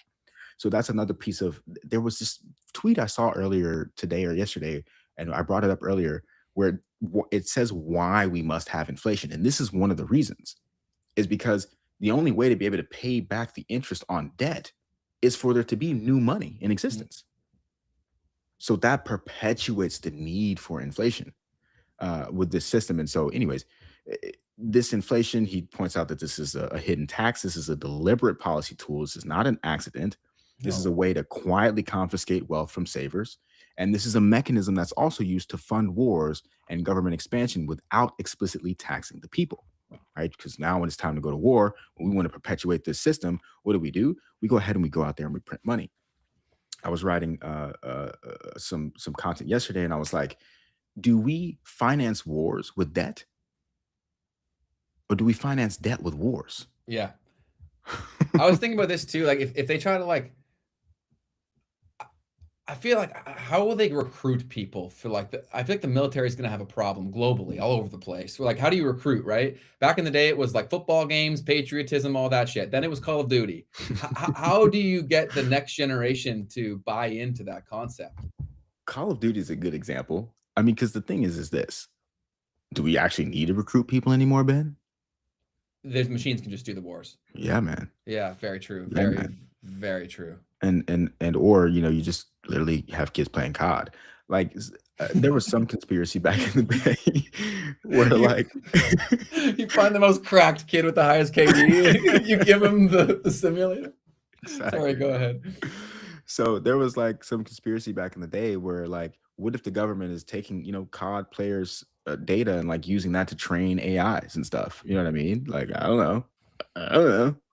Anyways, central bank thing. Last thing I wanted to kind of touch on here is that the creature metaphor that he points out in this book is that the Federal Reserve is portrayed as a parasitic organism that feeds on the productive economy. It grows even stronger during crises, and it's protected by complexity and obscurity. And this is all largely invisible to the average citizen. People really don't know about this, right? And they're not necessarily revolting against it. I'm going to put out a video soon, though, about this whole tax revolt thing, this tax strike thing, because I think it does play into the fact that this has started to become a lot more popular, okay, over the past decade or so. For me, I was asking when. It wasn't an if. It was like, when will something like this happen? And that's probably why they've been pushing everything you've been talking about. As in the tax revolt. Yeah. You're saying. Okay. Yeah. Yeah. So last thing on this, Edward Griffin, he proposed how to fix this. He said, in the Fed, return to sound money, have a more decentralized banking system, and he called for greater public understanding of monetary mechanics. So anyways, just wanted to touch on all that because I think it's really important to talk about where the Fed actually came from. And that guy put so much work into building out an incredible book that is read by so many people around the world. Yeah. That describes why we're in the situations that we're in and how Trump is kind of taking over the Fed and whether or not that's a good thing or a bad thing. And, everyone thought that Trump was going to like end the Federal Reserve, he's going to end federal income taxes, and we'll see what actually ends up happening. But I think it'd be really hard to end the Fed. I'll say that. Oh, so much, man. And there's been so much heat in the chat. I've been trying to like not lose stuff here, but there's so many of them. One that I saw a question that was for me in particular that I'll try to address because you mentioned me in particular was how do you keep employees for a long time?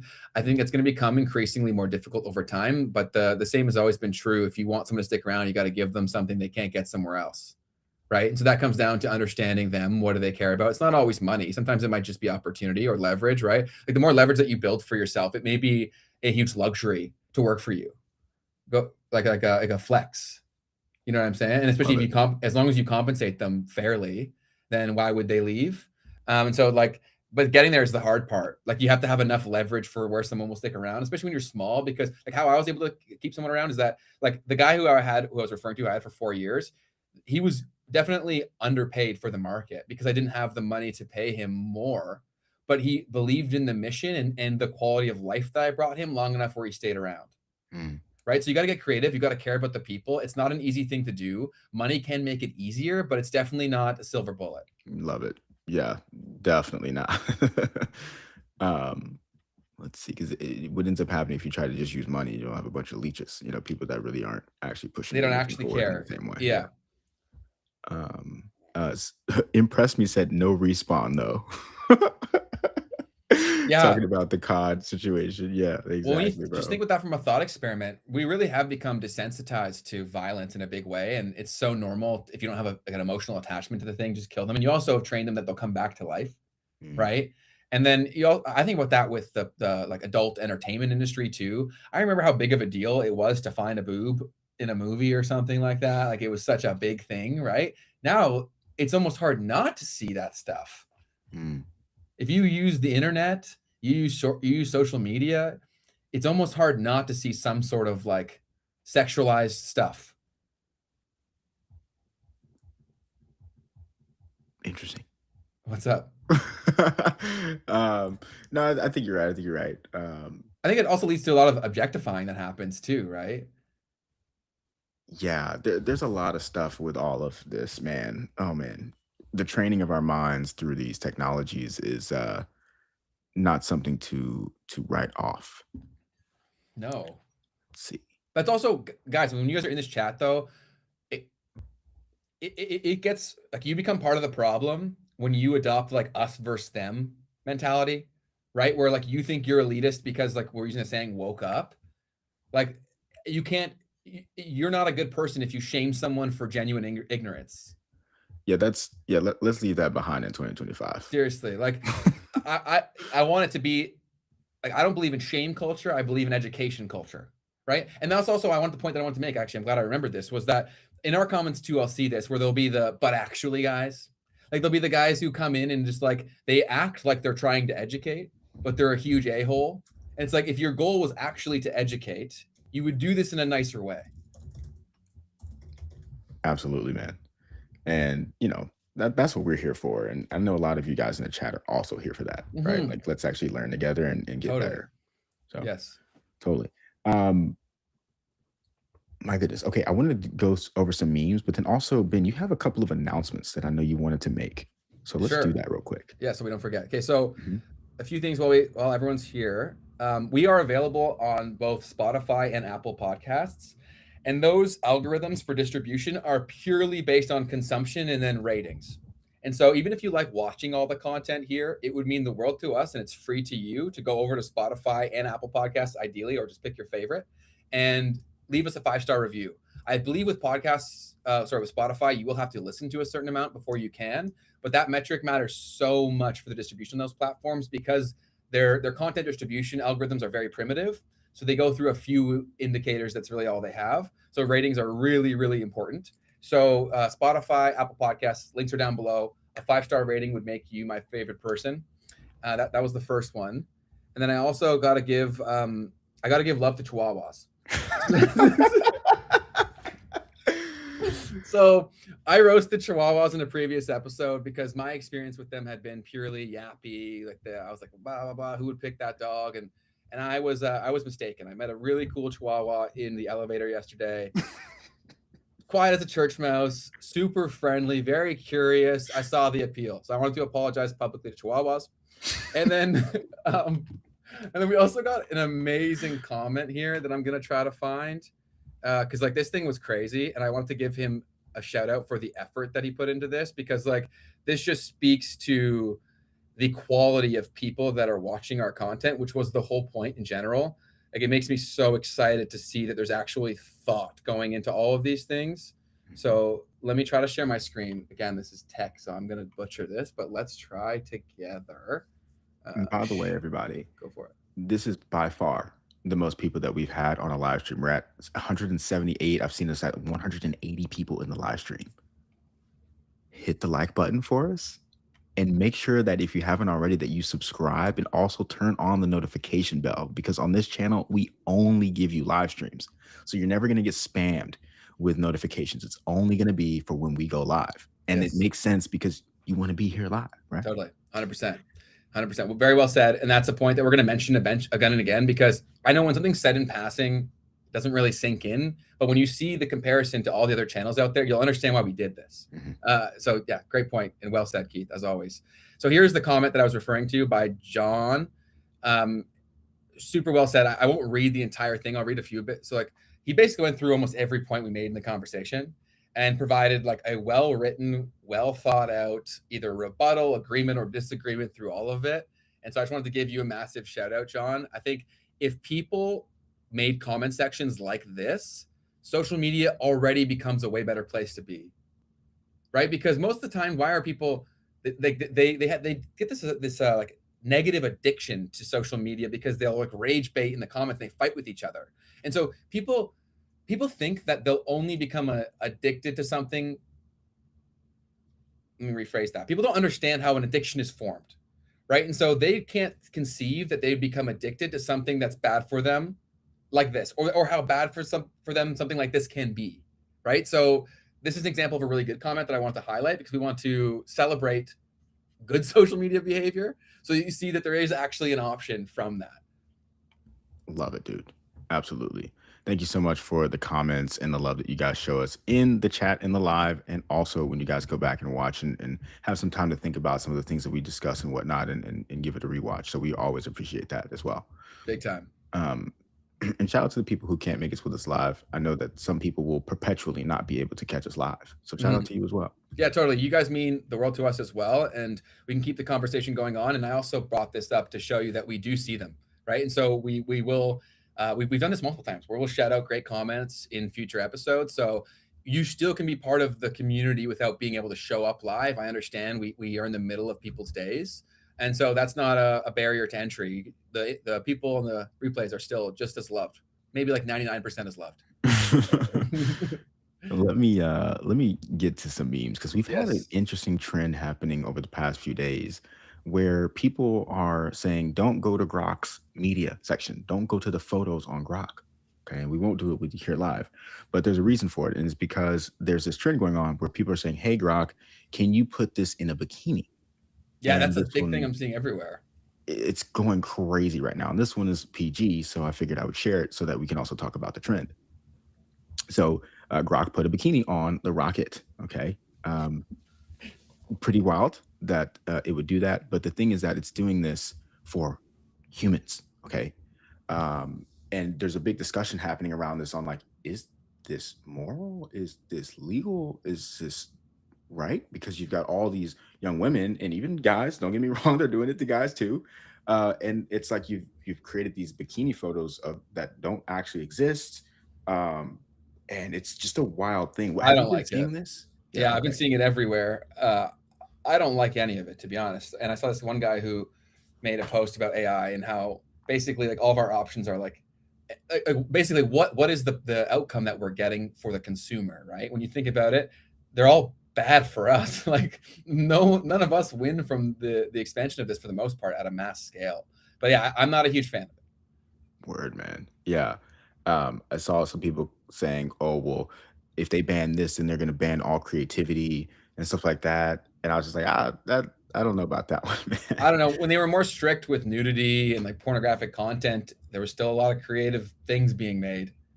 Right. Yeah. Still, I actually tweeted this the other day. I was like, creativity thrives under constraints. And I'm not saying that you should limit speech. That's not what I'm saying. But I do think that some sort of guardrails and agreed upon things of this is just bad should be accepted. Like I think that as a society, that should be something that we should be discussed, decided upon, and then rules should be put in place. Like I think that the free-flowing nature of pornographic content is probably directly correlated to the decline of society. I just think the amount of money that's there is just so large. And I also think about, this is obviously very conspiratorial, so I'm prefacing by saying this, but you know how the more we learn about secret societies and the way the world works, it seems like sexual exploitation has become like very much a tool. It's like a tool in their tool belt. And if you basically bring that to everyone, you've kind of got that either psychologically or directly to basically everyone using the internet. Right? Yep. So it's I do think people need to wake up to how bad some of these things are. And we also, as a cognitive bias, if we see something everywhere and we consider it normal, oftentimes we don't see it as bad. That's a major flaw we have that they use all the time. Yes. Quick anecdote on that. When I was in Thailand, I went and spent a day in a city called Pattaya Beach. And it's crazy. It's like, okay, so it's basically you have a lot of, okay, I'm not trying to offend anybody, but you have a lot of older men who are going to this city in Thailand to go and retire and have their little girlfriends. Yeah. It's become a very big thing. And it's a massive city. You're talking about hundreds of thousands of people in the city, and like that's the majority of what is happening there. Wow. And so it's degeneracy. And there's like these walking streets where there's all these working ladies and stuff. And I was going there to like see this, to be fair. Like I really wanted to see if it was really that bad or like what it was really like in general. Thought people were boosting it or whatever. Yeah. And I'm like, also, is this a place that I could live or whatever? Like just to understand what is happening here. And I was like, dude, if I lived here, I saw someone like walking with this girl. It's clearly, old, ugly, dirty, busted up dude and, pretty girl. And I was like, in my head, I was like, oh, I passed that and I didn't think about it, but I did. Like I did a second thought on it. I was like, wait a minute. I just passed by that and that didn't affect me in any way.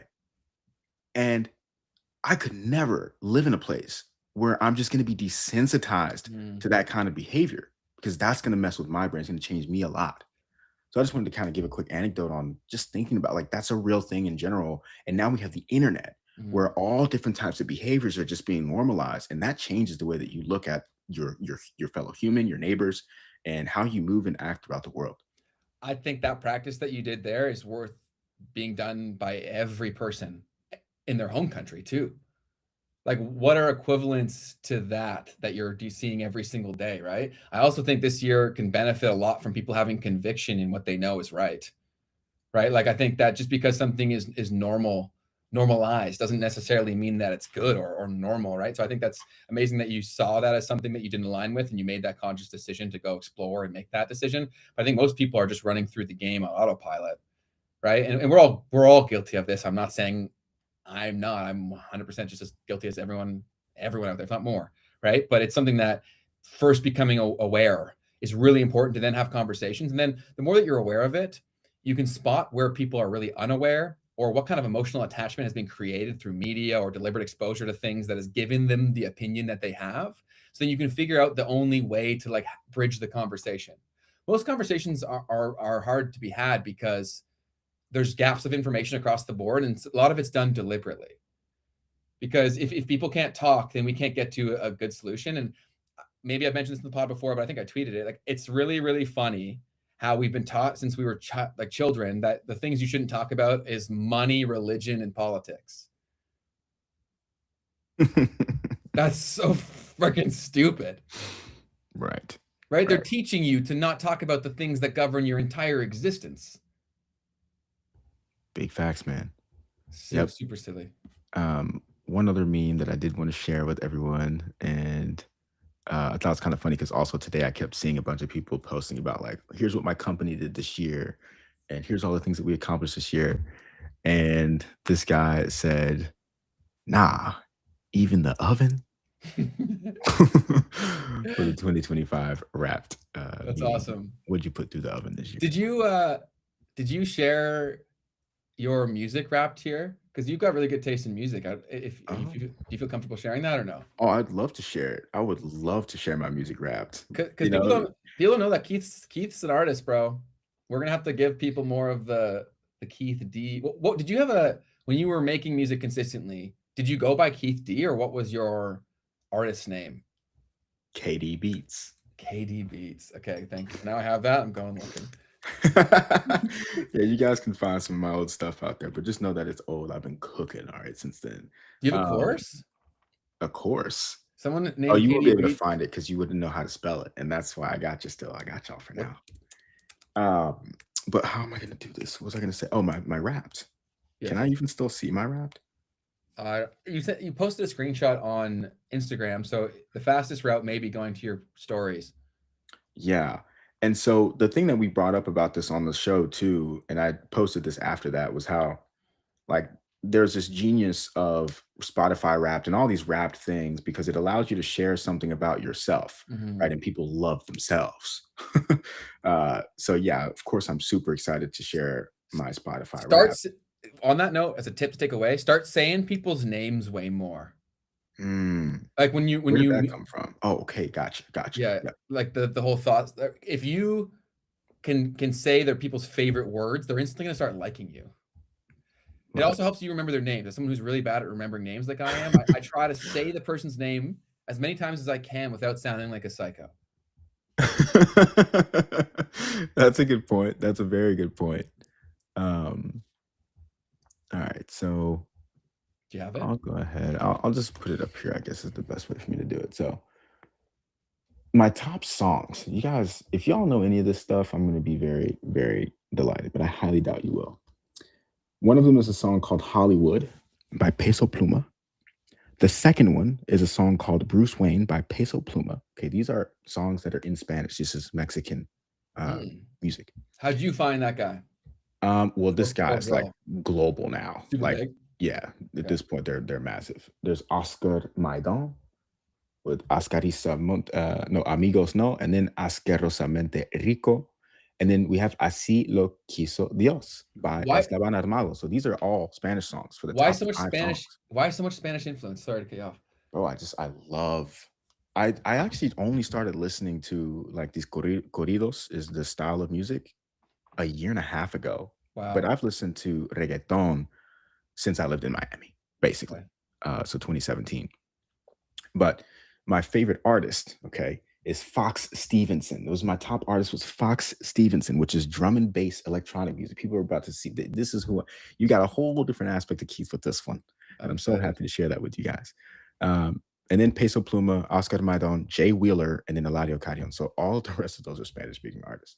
That's unreal. That's mine. What about you, man? You want to share something yourself? I am the most basic bitch when it comes to so everyone's gonna be like, fuck this guy. Let me try to pull it up. How do I even find mine? Recents, listening, what's new, premium. I feel like this should be front and center. Your playlists. Yeah.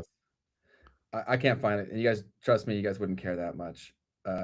Keith's a lot more entertaining and a lot more, what would I say, like well-versed in the music scene. I just kind of put on what I like and run with that. I've been listening to a lot of this year. Was a big like old music for me, like Sinatra, Frank Sinatra. I've been cranking all of his stuff. So love him. I also love hip hop a lot. Like I love Mac Miller. I love Mike is probably my favorite artist ever. I also love the message that he brings. He's very much like a positive dude, big on spirituality, all those sort of things. So I align with his vision and message as well. Also a really cool entrepreneur because he has kind of created lanes and tools and built software products to solve the problems of the industry that he is in, right? This is And who so again? Mike, he goes by Oh, just Mike. He used to be gotcha. called Mike Stud. Now he goes by just Mike. And he is someone who is very much pro non-label artists. And so he's actually built tools and products to help artists grow and monetize without being on a label. And so that kind of segues into our dream guests list. Do you want to share those? Yes. Yes. I'll let you go first, buddy. Oh. All right. So dream guests, guys, these are the people that we would love to get on memes and markets this year. So we're putting it out into the universe. We're putting it out into the universe. And I'd love to hear what you guys think of these too. So my first one is Scooter Braun. Scooter Braun, who is the discoverer of and putter honor of Justin Bieber, and some other larger artists that he's worked with. I think he also worked with like Taylor Swift and stuff as a manager. Now, he's not the perfect human being, guys, but that's a part of why I want to talk to him, because he's got a lot of stuff that's like a lot of dirt that people have on him, a lot of bad things that have been said about him. And, you know, we'd love to hear from him. It'd be a great conversation because I think we'd give him the platform to let him talk and explore him being like the good guy in the stories, because everyone always sees themselves as the good guy. So yeah, when I saw him on the list, I'm like, that would be a really fun conversation because he's objectively incredibly talented, incredibly successful, and also very polarizing. Yeah, very, very polarizing person. And then yes, we got a comment right away. Yeah, be careful with that guy. Yeah. Literally, yeah. So yeah, you know, I first discovered him because of his music influence. Also, by the way, he's a Ripple guy, everybody. I don't know if you guys know that or not, but back in 2020-ish, he was like posting stuff with Brad Garlinghouse and all that. Wow. So something else for you Ripple people. Do I go through all of mine? You want to give yours too? Let's go back and forth. You want to go back and forth? Yeah. Okay, so I don't think this is going to be a surprise to freaking anyone. Charles Hoskinson was my number one because he's just someone philosophically that I agree with. I also think it'd be a really awesome conversation because I feel like genuinely my skill set is like his weakest skill point. So I think it'd be really, really cool for me to be able to like help someone so much smarter than me achieve the things that they're trying to achieve. And I also would love to learn from him too. Heck yeah, man. You took him off the list for me. So, but great one to have on. It'd be fantastic. The next person I named was Nick Mira. Does anybody in here know who Nick Mira is? I didn't, to be transparent. So he's kind of disappeared his Instagram for whatever reason, but Nick Mira was one of the major record producers, and you know, he's a beat maker and producer for Juice WRLD. And that entire wave as it happened. Super young. I didn't realize this dude's, I think, younger than me. He's 25. Dang. So he's a baby. And he's been, you know, that was like 5 years ago. You know what I mean? So he was like 20 years old, being one of the most hot producers, and a lot of people have like taken his style of producing. So that's another reason why he's just so influential in the game, and people don't necessarily know who he is, but I mean, he's had a lot of influence on the rap game. Yeah. What did he do differently? What was so special about him? You know, it's this melodic trap thing that he really did super well. So it's hardcore beats, but meant to be sung over in a way that just hadn't been done in that style before. It's also kind of like grungy, so it's a little bit of that like rock star style. And it's really the artist who took what he was doing and took it to another level. You know, Juice WRLD. Like, what was Juice WRLD? That was Nick Mira. Nick Mira defined Juice WRLD in my eyes. That's a big deal. Yeah. That'd be super fun. Well, great addition. My next one is the artist that I already mentioned, Mike. Previously Mike Stud. Then I think was like just Mike or something like that. Now he literally is just Mike with a period on Spotify. And I would love to have him on there because I think there's a lot of alignment in our stories as well. Where we grew up, the first part of our life, the story was all athletics, right? And then got to college athletics, kind of saw how like that's not a long-term path for the majority of people, shifted to passions and entrepreneurship, kind of built from there. You now become aware of the systems that are in place and you disagreement with a lot of them, trying to build solutions to solve that. And I think it'd be a really good conversation. Love it, dude. Yes. Now, someone just made a comment that I have to respond to. Crescent Light 11 said, yes, it was Catherine Austin Fitz Thank you so much for finding her name, because it would have taken me a very long time. I mentioned earlier someone who I said like worked for the Fed. It wasn't the Fed. She worked at the she was the former United States Assistant Secretary of Housing and Urban Development for the Housing Department. And she has come out and exposed a lot of things about like the Treasury and the Fed and stuff like that. So I just wanted to give her that shout out. Unreal. Who's number 3 for you? My number 3 was going to be Luke Gromen. And I think a lot of you should know who Luke Gromen is. He is a massive macroeconomic analyst and commentator, and he's the founder of a company called Forest for the Trees, and an author of a few different books as well. Yeah, seems like a very smart dude. All of his headshots are very intense. yeah, he's pretty Wall Street for not being Wall Street, you know. Yeah. Yeah. What about you? What's next? So yeah, excited to get Luke on there, and I think you'd crush it. My next one is a sports guy. It's Trevor Lawrence. Okay, so he's most of you will have no idea what I'm talking about. Trevor Lawrence is the quarterback for the Jacksonville Jaguars, my favorite team. And why I want to have him on there is because he's an incredibly polarizing figure who's dealt with a lot of adversity. So obviously I'm biased because I like him as an athlete. He's on my favorite team. But I would love to explore the psychology of being the chosen one. This guy was the chosen one since he was like 16 years old, and he was forced to go through life with that everywhere he went. Wow. And so to be that so young, I can only imagine what that did to him. And I actually think that's why he has gravitated so much towards being in Jacksonville, is because it is a smaller market.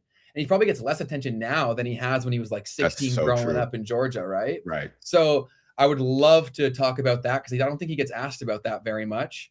I'd also love to pick his brain on a lot of things. He's incredibly smart dude, dealt with a lot of bullcrap in his life, and he's just a cool guy. Dude, that's an actually very interesting thought. Like, he's at the top of the league, but he might actually be less relevant than when he was at Clemson. Legit. Super interesting, man. Mm-hmm. Yeah, what would that feel like? Because, I mean, even in general, when the high school top dog athlete, right, when they, go off to college, if they're not top dog anymore, right? I mean, college, usually you're still going to be more, relevant than you ever were. Totally. Yeah. But after that, your whole career might be over. Yes, very true. Keep It Simple says, I'm glad Lawrence has been able to turn things around. Boy, has he ever. He looks elite. He's a good QB, but needed so much help offensively. I think he needed help, and he needed structure, and he needed like continuity in that, and also creativity. Like, when you have someone who can make throws in the NFL that only a handful of people can make, you got to put them in position to get to those opportunities. And he first time ever has a coach that can actually do that consistently, which is why I was so excited by the hire, because it's one of the most creative minds in football. As a football psycho like myself, I knew we would be good this year. I knew that for a fact because it was finally a connection. So yes, and I also think that's a very, very doable one, Keith, because when I move to Jacksonville and we have the physical space there, I think getting him there will be pretty, not easy, obviously, but doable. Yeah, no, for sure. I mean, we're already for sure not far from having him on. And then, somebody said, what about Theo Vaughn? Would be a great episode. Wow. Theo Vaughn would be sick. Theo Vaughn would be so dope. I feel like that's one we'd have to try to do in person. Yeah, well, he might live in the place that I live in, but we won't say that out loud. Let's go. And then Art Laffer is my next one. Arthur Laffer, who was the person who invented the Laffer curve, which, by the way, the Laffer curve is trying to determine how high of a tax rate to keep to actually collect the most taxes. Wow. So he's an economist. Just honestly, I just listened to one of his interviews this year or last year, and I was like, this dude seems cool as heck, and I want to meet him because I don't know how many legs he has left on him. He's 85. He's an 85-year-old man. We'll get him on there. So yeah, I was like, man, it'd be really cool to meet that guy. To explain the Laffer curve real quick, because I think it's important. Please go for it. The idea is that it's not necessarily that just everyone's like tax the rich or raise taxes, right? But just because you raise taxes doesn't necessarily mean that you're actually going to collect more tax revenues. People that can might leave. actually disincentivize or at least force people to leave even. Right. So you might not collect as much taxes because you raise tax. One connected thing, I want you to finish your point, but I was in Dublin this past year, and all of the typical suspects had massive offices with no one there. Wow. Wait, why? Taxes. Oh, because they're like sending their money over the head offices or whatever. Yeah.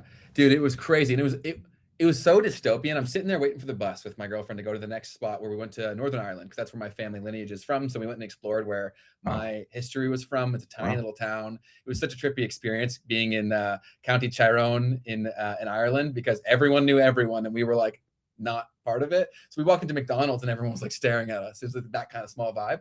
But being in Dublin first, literally we're waiting for the bus to take us to Northern Ireland, and then all of the buildings are just there, dude. It was so weird. They're like all in the water in the nicest part of it, and it was the typical suspects. Just like Apple, Nike. Yeah, it was the biggest ones. I don't even want to say any of the names, but like, yeah, it was just. I looked at her and I was like, "You can't make this shit up." Wow. Yeah. I didn't know that about you. You're Irishman. I'm from the County Tyrone. We have some cool history. There's actually a book written about my great uncle called Prisoner 1082. And I have it back there somewhere. It's about his story. Donald Donnelly. It's actually why my dad has the name that he has, was I believe after that guy. So yeah, there's some cool shit, man. Wow. Very, very cool, man. We'll definitely dive in on it. Make a Discord, guys. Chat is full of cool people. I do agree with that. Yeah. Yep. And speaking on that too, real quick, memesandmarkets.com to sign up for the newsletter as well. You don't have to pay. Just sign up for the free newsletter for now, and then we'll figure out all that other stuff later. Totally. Memesandmarkets.com. Be sure to subscribe to that there. We'll continue to put out unique insights on each of the episodes, or as we rather just get information in that we want to share with you, we'll share it there. Yeah, that's gonna be really cool, because we're gonna split it up where I'm gonna handle one of the posts as memes, and then Keith will take the next one as more of a market focused. Yep. My next one and last one, drum roll. Oh no. Wow, the anticipation is real. Ben, you might have to go first, man. I can't do this without my You're good. I can jump in, not a problem. So another recurring character from my mouth in all these episodes is Jeff Booth. I love him because he's smart. I love him because he's a empathetic, free thinker, and he's also Canadian. So I got to give him love for that as a fellow patriot of Canada. And he wrote the book, The Price of Tomorrow, which I think should be necessary reading for anyone to try to understand why the world is so messed up right now, in particular with technology being one of the main characters in all of that. So why I would love to have him on there is because I think we could frame his thesis in a way that hits who he's trying to talk to. I think where they've missed the mark on a lot of it, I already know how I'm going to package the episode with the title and the thumbnail. I've already got it all sorted. And I think that he would really help a lot of people experience an unlock with crypto that I don't know if you or I could do by ourselves. Yeah, dude. He's put in the work on that, and also super smart. I didn't know he was Canadian. Yeah, he's Canadian. It's yes, I'd love to talk to him about that too.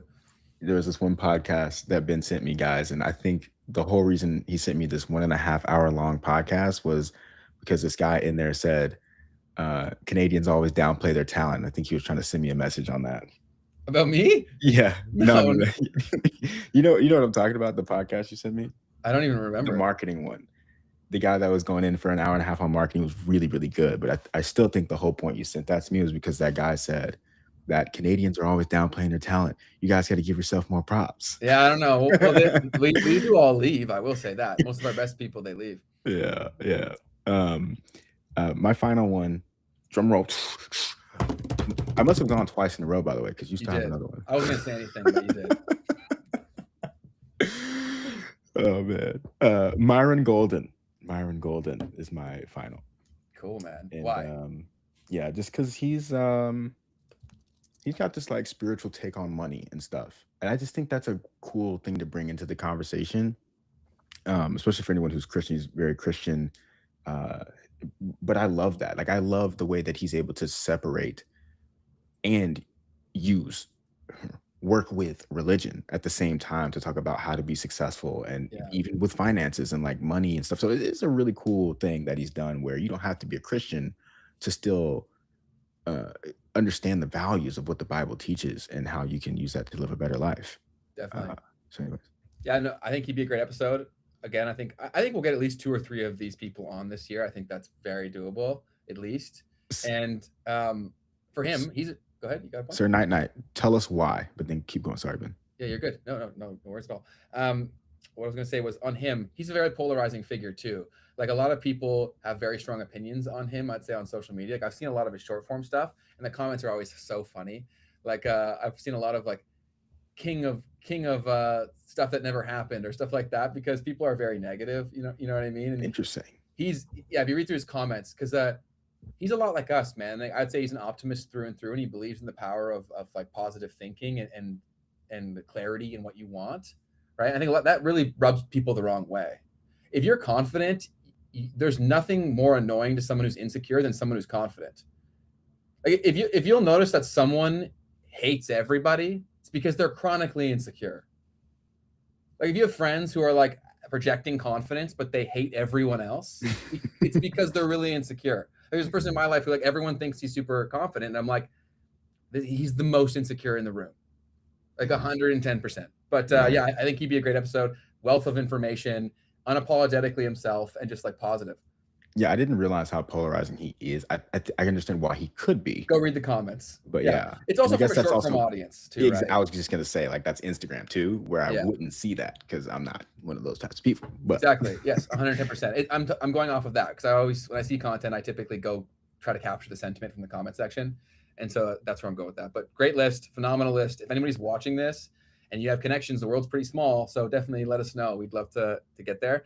And the last but not least is Naval. Naval Ravikant would be absolutely amazing. Another character that I brought up so many times. His book and his tweets have had some of the most transformative impact in my life. I actually have a direct line to him. Whoa. I just realized that because I was second in the running to be their podcast producer this past year. Wow. And I lost because the job wasn't for me, realistically. Like the job was, it's not worth explaining, but like I didn't get picked, but I do have a direct line to his dude who runs all of this stuff. That's so sick, man. Yeah, so we'll try to milk that when we get big enough, because he says no to everything. So we need like overwhelming desire for him to say yes, because he only does like one podcast a year, and so we got to convince him that it's worth being memes a month. And that's like his thing, right? He's like, say no to more stuff or whatever. So we need to, that's the moonshot, but it is doable. As soon as we make it a yes, I have a direct line. You know who I didn't realize had a podcast that I just found yesterday, and I feel terrible about this, is Balaji. I didn't know he had a podcast. I messaged him on Twitter yesterday, trying to get him to come on. My business partner on the agency side, I believe, knows him personally, or at least like through people personally. So that's another one that we could potentially get on, I think. That would be a sick one too. Yeah. Another great thinker. Or like Nassim Taleb, is another one that we could try to get on at some point. I mean, he's probably also very clouded, But again, guys, I think I really don't want you guys to underestimate the power that you guys have through your consumption to make things happen. Right? Like, why can Rogan get anyone on his show that he wants at any given time? Because he comes with guaranteed viewership.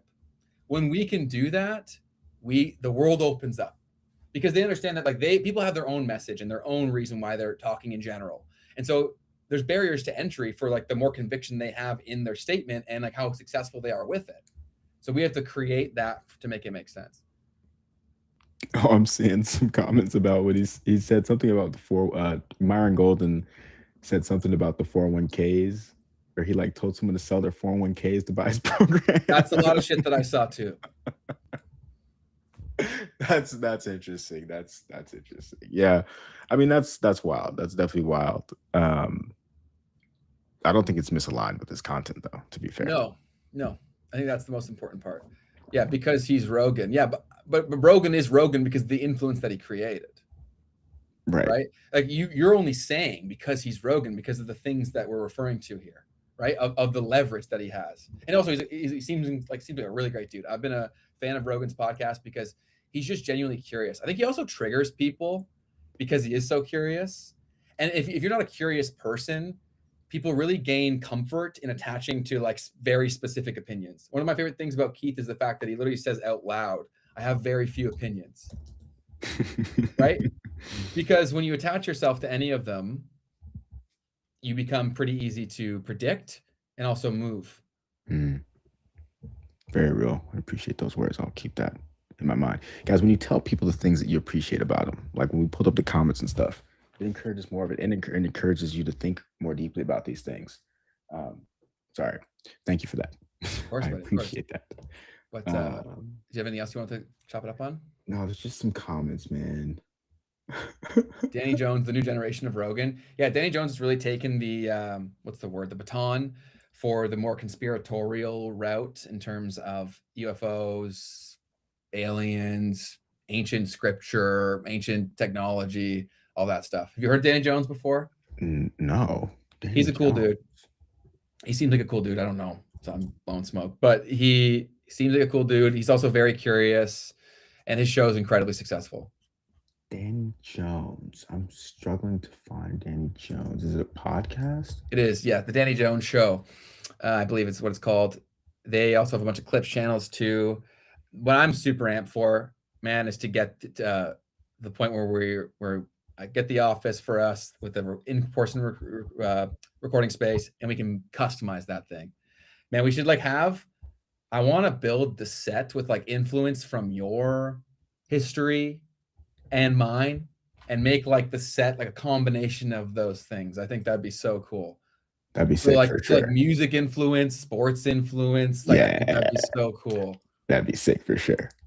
Dude, I've never heard of Danny Jones. He's pretty big. He's one of the bigger podcasts.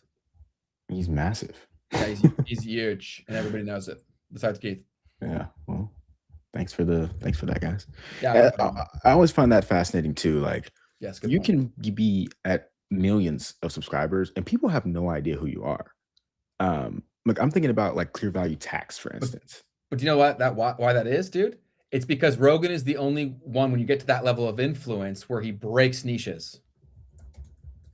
And he was only able to have a show like that because he was early on the medium of podcasting.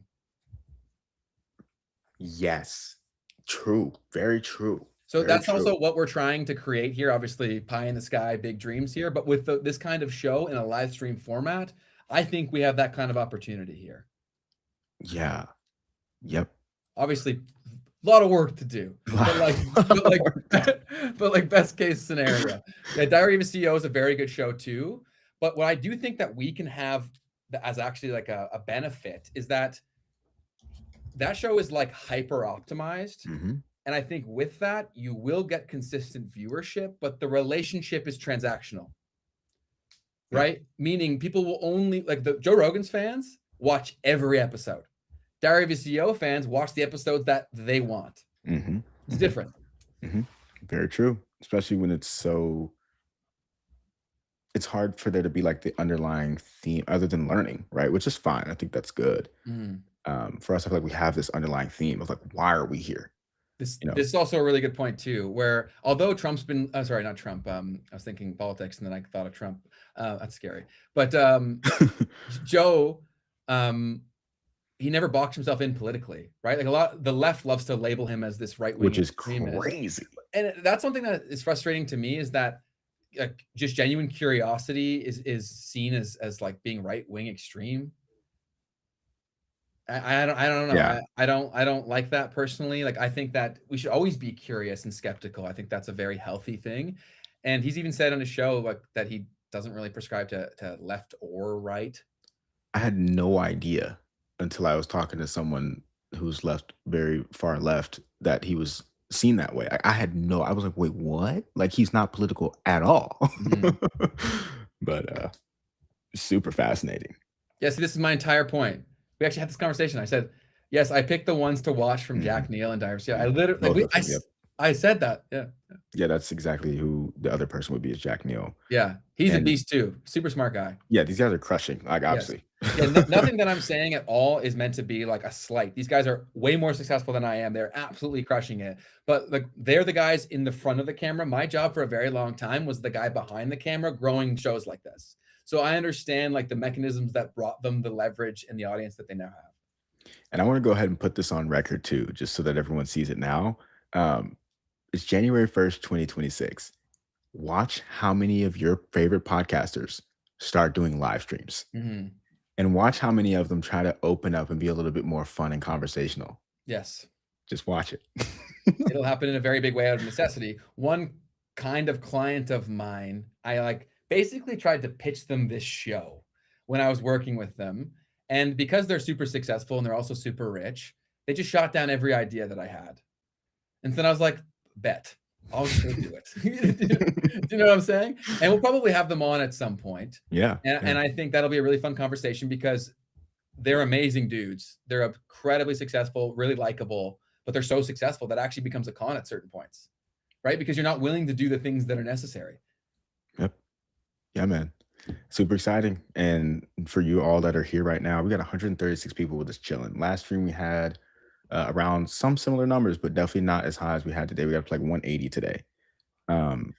This is super, super fascinating and super cool for you guys to be here with us and chatting with us on a Thursday, right? So super, super grateful for y'all being here. 100%. And yeah, we're about to have a crazy year all together.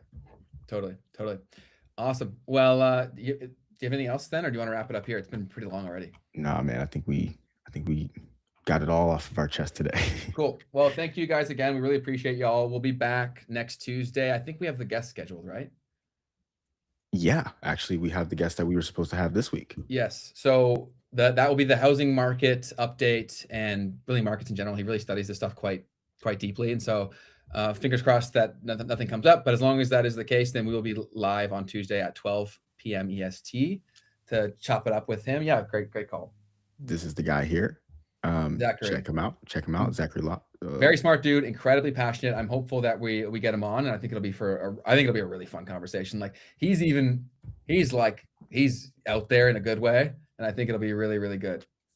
Most definitely. Cool. Well, thanks y'all so much. Have a wonderful rest of your weekend. Happy New Year to all of you. We appreciate you tremendously, and we'll see you next time. Happy New Year, y'all. Peace. Let's get it. Fuck, it's wrong thing. I'm so bad with this, dude. That's us. Okay, cool. Now we need to get